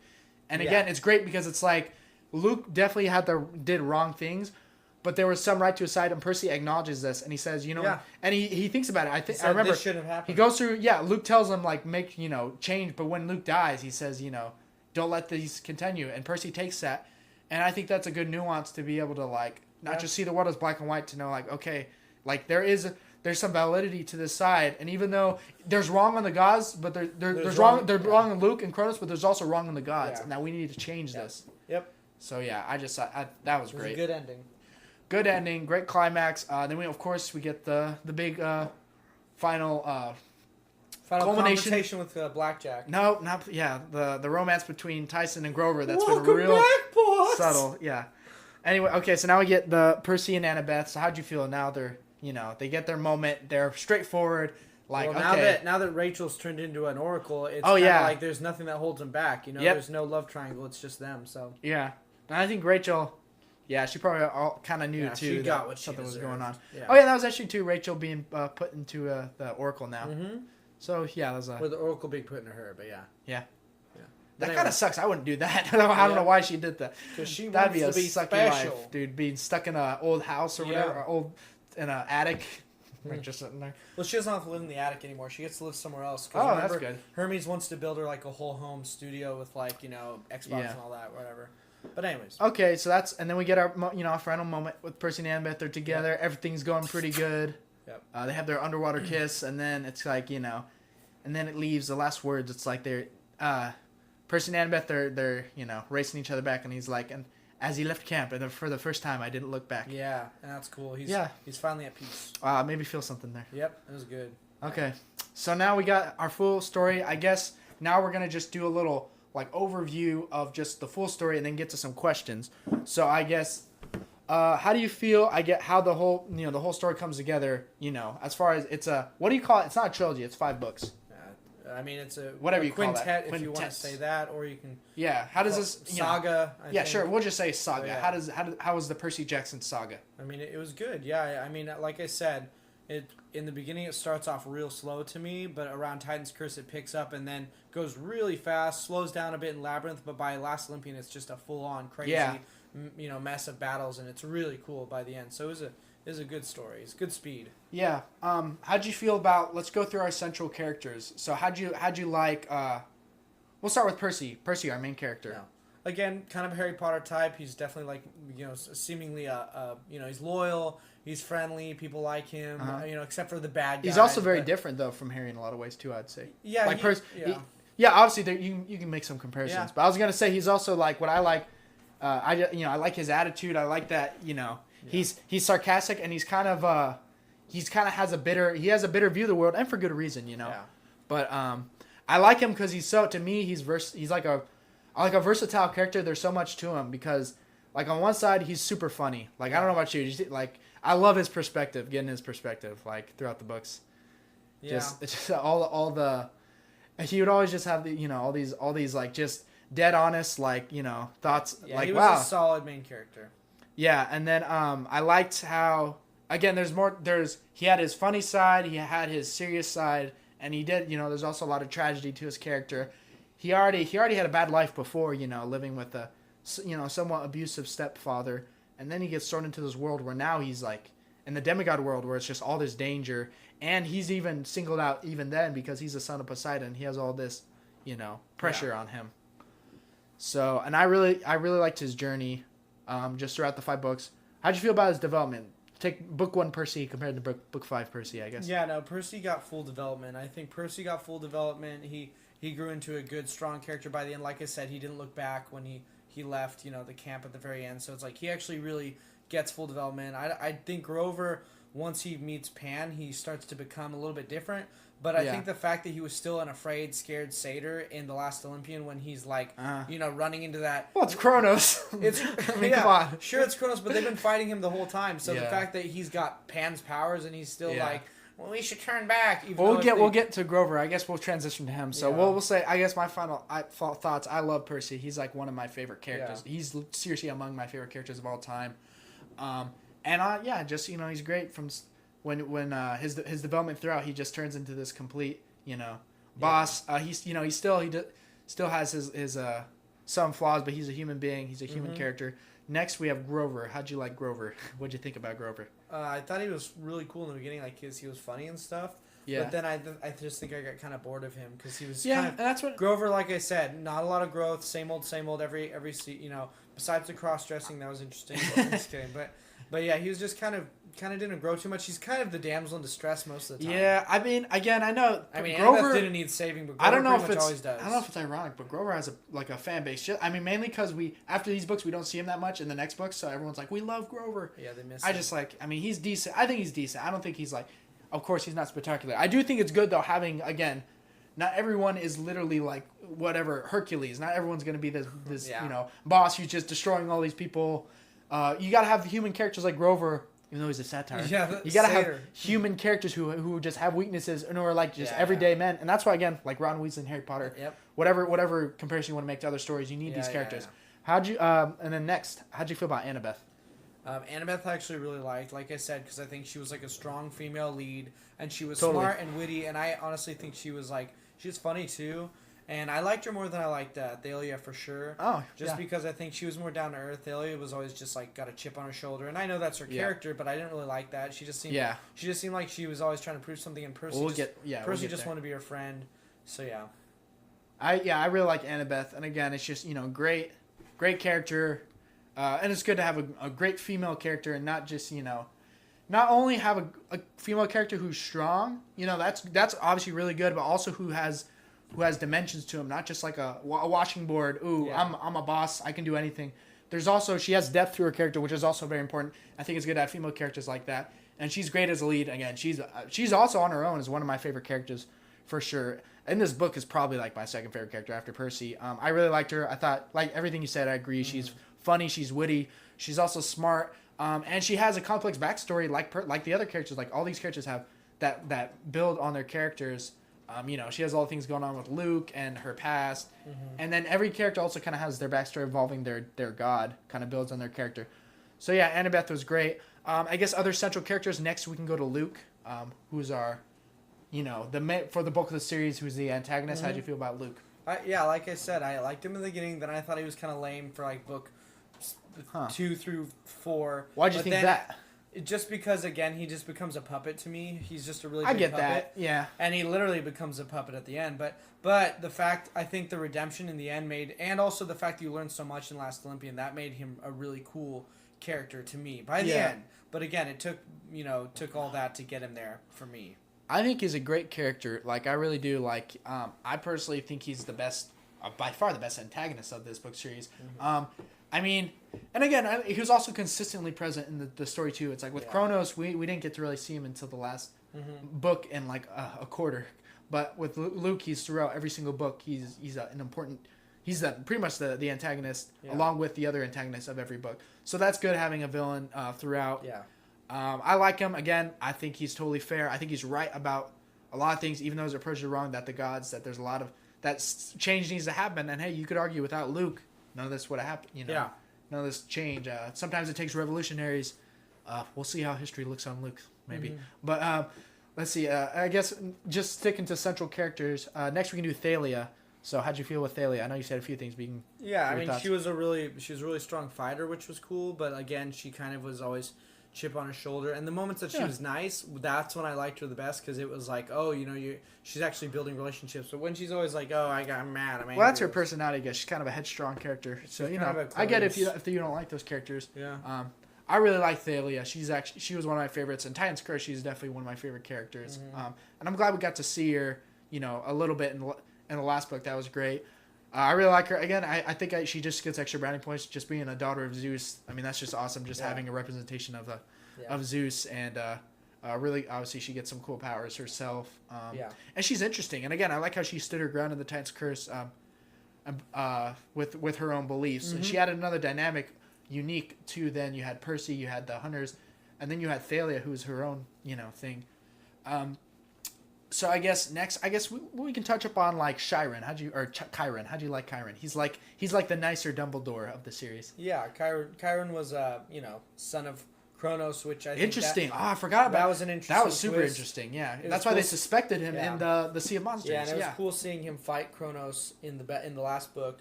So yeah, I think he was nice because he like takes care of people, but he's also really wise. He's not just like a kind old man. Like he actually knows what's going on, and he knows a lot about what's going on. Yeah. So I mean, he's your wizard. He's your dude you can't go wrong stuff, with, and he's a great character. There's like nothing bad to say about him. He's just he fills the role great, and it's like, and if you really think about it, he's the closest thing other than I guess Paul Blowfish that Percy has to a father figure. Yeah, strong, because I mean Poseidon, Percy looks up to Poseidon, in some ways like as a father whenever he gets the little moments. Yeah. But ultimately, Percy knows Poseidon's not there for me in a lot of ways. Even though he's there for me from afar, he's not going to help me with my personal things right here. That's what and Chiron helps him, kind of fathering him throughout the books, Yeah. And that's nice to see him fill that role. I guess as far as other main characters. Nico next is probably a pretty big character. How'd you feel about Nico? I like Nico because I think Hades was probably my favorite god of the top 3. So when I got Nico, in the beginning he was just kind of a little brat, but then by the point where he's like on his own, he really comes in his powers, and I really like him because he's kind of like this other force outside. Yeah, of totally. And I like that. It adds more Yeah. to the story having this other character separate. Again, he has a lot going on. Let's see. We're at the 1.5 hour mark. I guess we'll start reaching the end here. Mm-hmm. So we're gonna get to questions next, and then the conclusion. So I guess to finish off with Nico, I love Nico a lot. I think it's interesting, and that's cool having that Hades representation. He's interesting. You know, his character is completely built in this book. That's what's great. Like, you see the development happen right here. It's not a backstory. You see him here. Yeah. In the beginning, he's this little immature kid, and suddenly his sister dies, and now he has all this wrath and anger towards Percy, and he wants revenge, and he kind of has his own revenge story. So that was pretty great. So now let's just run through some fun questions here. The first one: which god would you want to have as your parent? Do you want to go first? Do you want me to? Yeah, I definitely want Hades as my Hades. Yeah. And you can answer this however you want, Yeah. as far as powers wise, or as far as the parent himself. Go ahead. I want Hades just because I feel like you have a lot of interesting powers with Hades. First off, you can like kind of communicate with the dead, which helps because obviously there's a lot of wisdom to be gained from people who have already passed on. Also, you can talk to like any. I'm just being serious. You can talk to like any cool. of your favorite. You get authors. a lot of interesting. Yeah, you can talk to. Dude, imagine that. You'd Yeah, love that. Actually, yeah. that's a good pick for you. Talk to any of your authors or anybody Yeah. who died who's from the past, from history. Talk to And your then- old brother Hitler. Yep. Hitler Well, was thanks. teased to be a son of Hades, I think. Oh, yeah, Or yeah. hinted. Something. I yeah. saw there was a hint there. But yeah, anyway. Yeah, but anyway, so having that, well, as they say, when you talk on the internet past, what is it, an hour, Hitler's probably going to be brought up. But anyways, That's so not good good. job. So I'd say also the fact We do that not support Nazis. you can kind of raise the dead. And that's, I mean, obviously that's cool. You have your own army at your disposal. Oh, and he had some And cool then- powers. Like, and again, he was young. He was still Yeah. trying to master him. But yeah, he had some cool. But By the end of it, I'll just stop he got there. Long pretty story strong. short, I think Hades has some pretty cool stuff you can do. and I want to say again, this is your choice. I want to talk too far on that, but I do like Hades. I think as a character, I just like him a lot. And honestly, you could make a solid argument that of the big three, he's the best father. You can make an argument. Yeah. Because he actually was looking out for Nico, and he protected Nico and Bianca, and he felt grief, and he went the furthest for them. Poseidon's again, these are all overall bad, not good parents, Yeah. but Poseidon's probably the next, he's decent, and then Zeus, not at all. Zeus is Yeah. like, all right, I'm the god of everything. I don't care about my kids. But, okay, for me personally, a lot of interesting gods. I'm going to say the cliche answer. I'd want to be a son of Poseidon. I thought you were going to say Zeus. Oh, come on, it's Poseidon. Well, first of all, I like him. Poseidon's a cool dude. I think I like the idea of being independent. Like, I think it's kind of cool when you're a child of the big three. Like, maybe some people think they get lonely, but I'd like that, having my own cabin, and then just being kind of my own person. You still be friends with everyone from the camp, and then and then Poseidon to me has the coolest powers. I think he's the most versatile. You get ocean powers, you do earthquakes. He has these connection to like beasts like horses and Pegasus. So, like, you get all these helpers and like you get all the. It's just really cool. And you'll see Percy gets more powers too as he develops further. So yeah, that'd be my parent. Yeah. So I guess next we can make this one quick. What were your favorite locations? I don't know, just interesting places. Favorite locations? The labyrinth. Specifically Daedalus's workshop, not really the whole labyrinth because that's really broad. And by the way, Daedalus's workshop was cool because it literally changes the scenery where it's at and all that. And, sweet. I do want to say we didn't touch up on them just to give credit where credit is due. The labyrinth was pretty cool, like the way it was written. Like all the different parts to it is very intricate. All the different we didn't talk about that during the Battle of Labyrinth, but a lot of intricate like different things they had to trials anyway. Yeah, Daedalus's workshop's my favorite though. Yeah, that's cool. I would say, it's kind of hard to not say Camp Half-Blood. It's just so cool. It's cool. Just so many fun things. Like, I feel like being a demigod, even though it's really scary, that'd be fun to like be just like training and like doing all these games and having this community. Capture the flag. Yeah, and there's a lot of interesting little places they went to. Yeah. Like I said, at the Lost Casino was interesting. Yep. The Hoover Dam part. That was a really cool location. I just thought that part was in the story was cool. Anyway. So that favorite locations. Who are your favorite side characters? Just any. You can just name them. You don't have to go too far into that. But yeah. Side characters. I guess I really did like Blackjack. He was pretty cool. Yeah, me too. He's pretty helpful, and it's interesting because he's a Pegasus. And he's still he's still helping, and he wants to choose a side and stuff. So it's interesting to have someone who's like not even a humanoid, and he's helping out. Yeah, and that's cool. They had their dialogue because Percy can understand him. Yeah. That was fun. Yeah, Blackjack was cool. I liked Beckendorf. As far as side, I mean, if you count gods as side characters, I liked all the gods pretty much. I liked how they were all characterized and presented. I think they're all doing well. Ares, Athena. What's his name? Oh, Luke's father was interesting character. I want to get, what was Luke's father? Hermes. He was interesting because he actually had some depth, like as far as he got depth he by really the felt. end. He really he's like, all right, I really screwed up here. Like my kid, my kid went off and started this whole revolution, and he actually did feel kind of bad about it. Yeah. Like he's like, I caused this, and he realized it. He argued. I mean, which other god realized that? I don't know. That conversation by the sea in the early morning or something, or at nighttime with Percy was really cool, where he gives him all that stuff. Oh, by the way, I didn't mention it before, but this is totally one of my favorite moments. Percy versus Ares. I just wanted to say that was epic. That was Percy's first big fight. And it was pretty tight. Yep. Who's your favorite antagonist? I'll just go ahead and say obviously Luke is my favorite, but I do also want to say Hades was very interesting. Yeah. I like because again, it's like we assume him to just be two-dimensional. I'm evil. I rule the underworld, but you actually see there's more to it. Like there's a lot of stuff going on with these gods. They have like an endless history, and there's more to his character. Yeah, my favorite was Prometheus. He's the Titan that basically he gave man fire and all that. He gave it, and he actually sided with the gods. Was that the Titan's curse? Or no, Prometheus is last Olympian.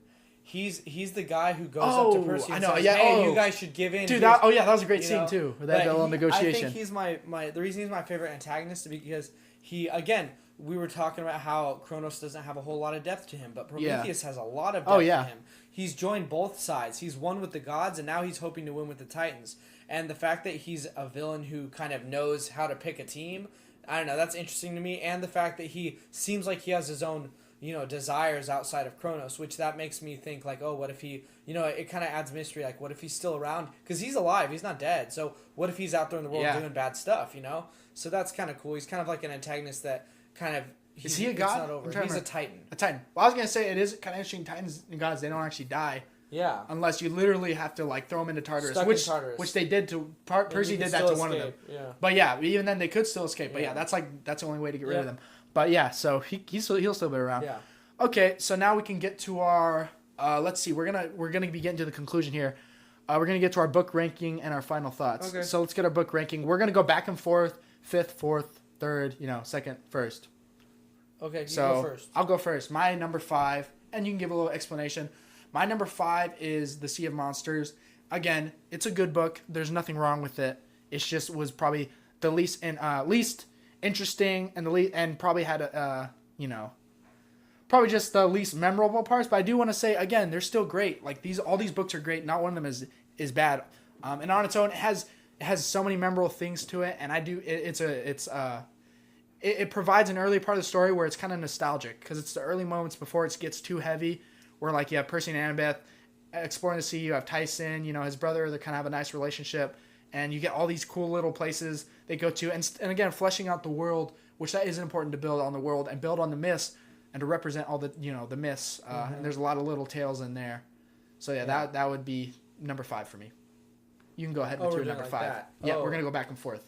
Okay, all right. My number 5 is probably Lightning Thief, just because it's the beginning, and by this point I'm not fully bought into like everything yet. I think I guess it didn't have as much spicy, interesting stuff to me in hindsight as I read the rest of the books. I'll leave it at that.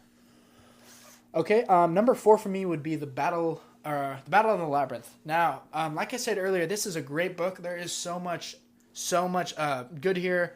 As far as there's a lot of complexity, a lot of interesting things happen. This was probably arguably the most unique book of the 5, as far as if you compare them to the others. So yeah, but like I said, I also had issues. I just thought like it was, as far as the relationships, it was probably the weakest. It just had some drama that annoyed me. Still, other than that, that's my little nitpick. I did think the first half was a little slow. It's still a very exciting book. So many great moments. It's just very, very adventurous and very epic. This was the 4th book. So leading up to the last one, this had a lot of intense moments. And a lot of very important moments for the story as far as Percy and Annabeth and Luke and bringing Kronos in. So yeah, that's my number 4 pick. Yeah, my number 4 was Sea of Monsters just because of Polyphemus. I thought he was a bad villain. Oh yeah, Yeah. I agree. Other than that, I thought I there was agree a with lot of that. cool stuff. I just didn't like him. Yeah. Yeah, well, but just average villain, I'd say. So number 3, this is a very hard one to answer because I'm very stuck between two choices. I'm gonna make, again, my opinion. I'm gonna get to a book that I think is very underrated, but my number 3 is The Titan's Curse. The Titan's Curse is like phenomenal. The Titan's Curse just completely took this what we got in the first 2 books and just gave us something completely different, and such an unorthodox group that was formed for this quest. Was really cool to see all these different relationships. I do think the characterization was very good. We had Percy, we had and then we had Zoe introduced. She was her own character. We had Nico and Bianca, and then we also had the other hunters like Zoe, and they were just a lot of interesting characters. And yeah, just really, it was like I said, this was drama done right, because it's like you have all these people who they all have little issues with each other, but as they go along their quest and they fight together and they have little downtime, you see they really start to grow fond relationships, and that does make it even sadder when you see the deaths occur.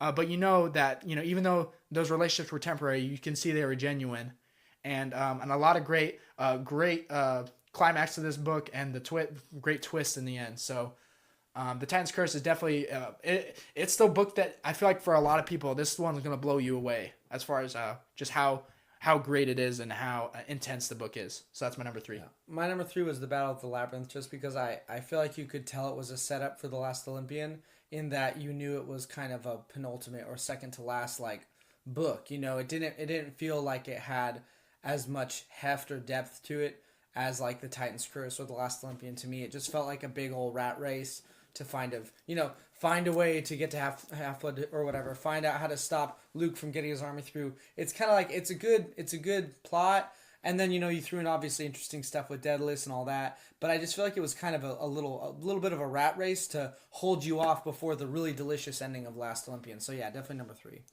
Yeah. Okay, so for my number 2 pick, this is where I get to my unpopular opinion. I've seen the Percy Jackson community. I'm not too involved, but I do see different people's rankings. And the one book that I always feel like is so underrated is The Lightning Thief. People need to understand how incredible of a book this is. This book does so much. And honestly, it's not even the longest one in the series. I feel like it does so much for the story. It completely introduces us to this world of Greek mythology, this completely innovative thing that Rick did. He did it just such an interesting concept that allows for great comedy with all these weird and quirky myths come to life, but also some great intense moments building on these characters, and just a really creative world. We got introduced to these characters who I love, Percy, Annabeth, Grover. They're great characters for this quest, and introduced to Camp Half-Blood, and then we have this quest which is just so much fun, and just when you first read this book, to me it was amazing. And this book can stand on its own. Even if someone only wanted to read this book and didn't want to read anything else, if you read this book, you get a nice complete story on its own, where it goes, you get introduced Percy to this world, and then he does this quest and redeems himself, with the story of the Lightning Thief. And you also do have a very interesting story with a very big plot twist, really. And it's foreshadowed very well that Luke was the actual traitor. You see the little hints with the flying shoes Luke gives him, and you also see how the world was built to create something like Luke, because the story sets up very early on that this world is unjust. Even though there are bad guys, there are monsters, the gods themselves also have their problems, and that kind of sets up the main themes of this story.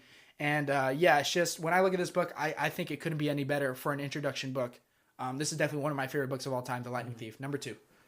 My number 2 is The Last Olympian, and I'm going to put that right below The Titan's Curse. Obviously, that's the only book I haven't said yet. But yeah, I think The Last Olympian is number 2 because it feels like a Michael Bay movie. It just feels like a lot of explosions and a lot of excitement. And I mean, Michael Bay movies are still fun. Transformers, they're still cool movies. But at the same time, I think it was good, but I feel like it was a lot of flash, a lot of really cool battles and stuff. But really, at the end, what was accomplished is you get more houses at Camp Half-Blood, and that to me just didn't feel like a very satisfying ending. I was just hoping for a little bit more. I was hoping for, like I said, Percy to ascend to godhood and take his place on the thrones and be the next god, because they offered that to him, and then he would start really changing things, and now he's immortal. He can live forever and keep, helping people, but instead he's just like, oh yeah, treat people nice and have more kids and be nice to the kids, and I guess that left a sour taste in my mouth at the end, just to have it wrap up like that after all this intensity. It was such an intense war, it felt really good, and then to end like that, it just felt anticlimactic, so I didn't really get that, denouement that I wanted, that, ending action stuff. It just didn't feel so good. So I think The Last Olympian gets a 2, even though it was definitely miles ahead of any of the other books that I've mentioned so far. It was amazing. So my number one pick does go to The Last Olympian. I think this book took all my expectations for a finale book and completely blew them out of the water. Like, this book is just it's a culmination of the whole story.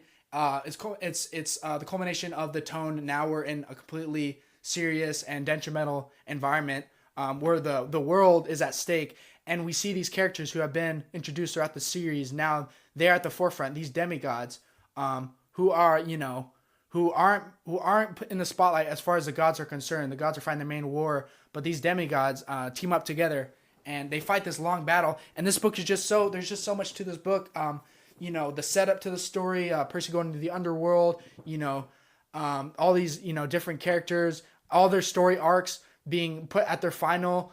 So many characters got a great ending. I like Nico got a great ending. Clarice got a great ending. We got some very sad and tragic moments. We had so many deaths in this book, and it really showed you that, the stakes are high and that this is war. This, and again, this is why I think this shines as a children's book. Is it can be something for young people to read, to see like, okay, this is something serious. This is something I can take seriously. Because and when you fight a war, people die, and it's important to show that. And I also think that it was just really, really well written how Percy had these dreams throughout that also built on the story. We got to see backstories of Luke, we got to see Rachel, and we got to see all these. It really intertwined the story well, and then it built up to its climax, which again, it was just everything you could ask for. Just amazing battles and amazing conclusion. We had our final group. Percy, Annabeth, and Grover have been through it all to take on the last fight against Luke, who has been our main antagonist, combined with Kronos, who's the big bad guy behind it all. And then when we get to our ending, I was just like, I was just on cloud nine. Like, it was just when I'm reading this, it was just incredible. Like, the whole story comes to a conclusion in such a neat way, because now you have they won, they defeated Kronos. But then they actually answered the questions that were brought up, not only on their side, but also by the people they were fighting against, to show that this war wasn't for nothing, and to show that change can happen. And Percy's, the climax to his character, how he, of course we knew, this is someone who we knew, and his character, I think it made total sense that this is his character. He cares about others, and it's more than just himself. And he proved that, and he made change happened. He bettered the world of the demigods. We can now say, we can look at the world that was shown in the Lightning Thief and say, now in The Last Olympian, and 5 books later, this world has changed, and these main characters have also changed and developed, and they're going towards, I think they're going in a better direction. So yeah, and then it also ended, I think it had really good moments with Percy and Annabeth, and their just showed their whole chemistry come together, now their romance to happen, and it really shows how deep their connection is and how much they've been through. And now they're serious for each other, and then they also had a very strong connection throughout all 5 of these books into this climax. And yeah, just a great book series overall. And The Last Olympian, to have a final book that meets your expectations like this, that just the number 1 book to me. Yep. So the reason I put Titan's Curse as number 1 is because I feel like this is where Rick is like in his writing amazing, mode, because he introduces to you, you've got all 3 gods represented. You've got, and now we know this in hindsight, you've got Zeus, Hades, and Poseidon, all 3 represent at the same time, as well as the the archers, basically what's her name? Hunters of Artemis, yeah. Hunters of Artemis. And I know that they're not a big 3, but to me they represent another side of the camps and of demigods. You've got these guys, and they're all teamed up against Atlas, who's the general, who's a great Titan, a great villain. I think sometimes better than Cronus in a way. So I think just a little pause. And the way that Titan's Curse is able to give you all these new characters and really builds on the Hundreds of Artemis, and also it starts giving you death for the first time really in the book series. And you know, when you actually lose Nico's sister, it's a big deal. And the way Rick puts it all together, that kind of makes me really enjoy Titan's Curse out of all 5 books the most. And I just feel like he did a really good job with the writing here and the way the plot really picks up, because when you get the general, you're wondering, who is this guy? What is he? And you find out he's Atlas the Titan. And then once you find out that he's actually bigger and more powerful than the Manticore that was really scary in the beginning, you think, oh, this guy's scary. He's running, he's like trying to get Half-Bloods and catch him, blah, blah. I don't know. It all wraps up really well in the end. And then the fact that at the very end, you get Percy doing something godlike when he actually holds actually Titan-like, I should say, when he holds the sky up, basically. And that's something Artemis was doing. That's something he did to save also Annabeth. He does all this, and I think that just really makes me enjoy the book the most. Yeah, well, definitely Titan's Curse was phenomenal. All these books are great. So I guess now we can give just our concluding thoughts.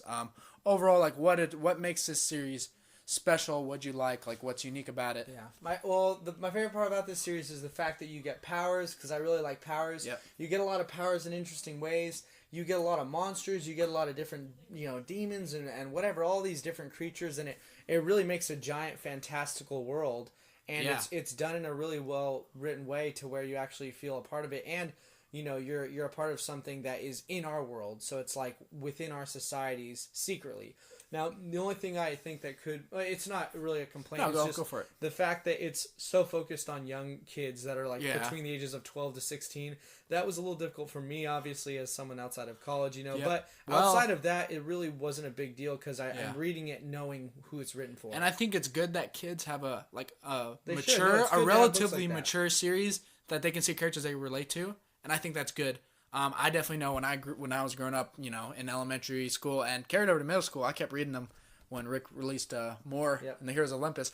But yeah, I did great books.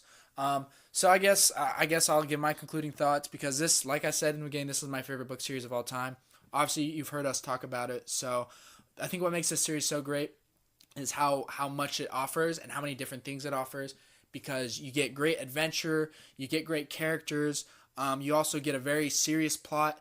And then you also honestly get such a funny, like, enjoyable world with all these interesting and goofy characters you meet along the way. All these myths. It's just so hilarious the spin Rick puts on these mythologies. I just think he is very clever with that. And I also think Percy is a very funny main character. Just hearing his inner monologues. He's just, I kind of related to Percy a lot. I think that's another thing that helped. What a normal person would think about all this. Yeah, just thinking like, this is crazy. And then also, he's in put in tough situations. Like, this is really, I'm not a fan of this. Like, he kind of goes through a lot. Percy goes through a lot throughout these books. But I think that is, that's cool to see that character like that persevere. And he gets thrown through a lot of stuff. Yeah. So that's what I like about this book series. I like, all the characters. I mean, I like, because also before I even read these books as a kid, I was always interested in these Greek mythologies. I just thought they were interesting. How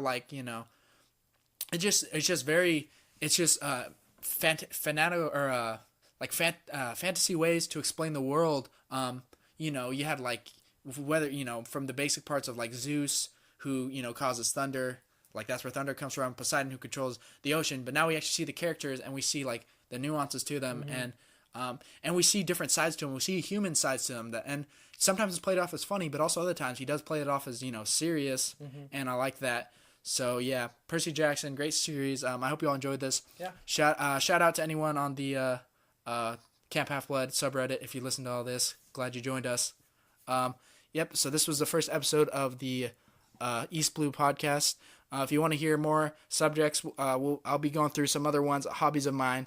This episode is Percy Jackson. I mean, next one we might talk about movies or anime or whatever we get to. So thanks for joining us today. Thank you, Josh, for joining us. And I'll catch you next time. Yours is the vision.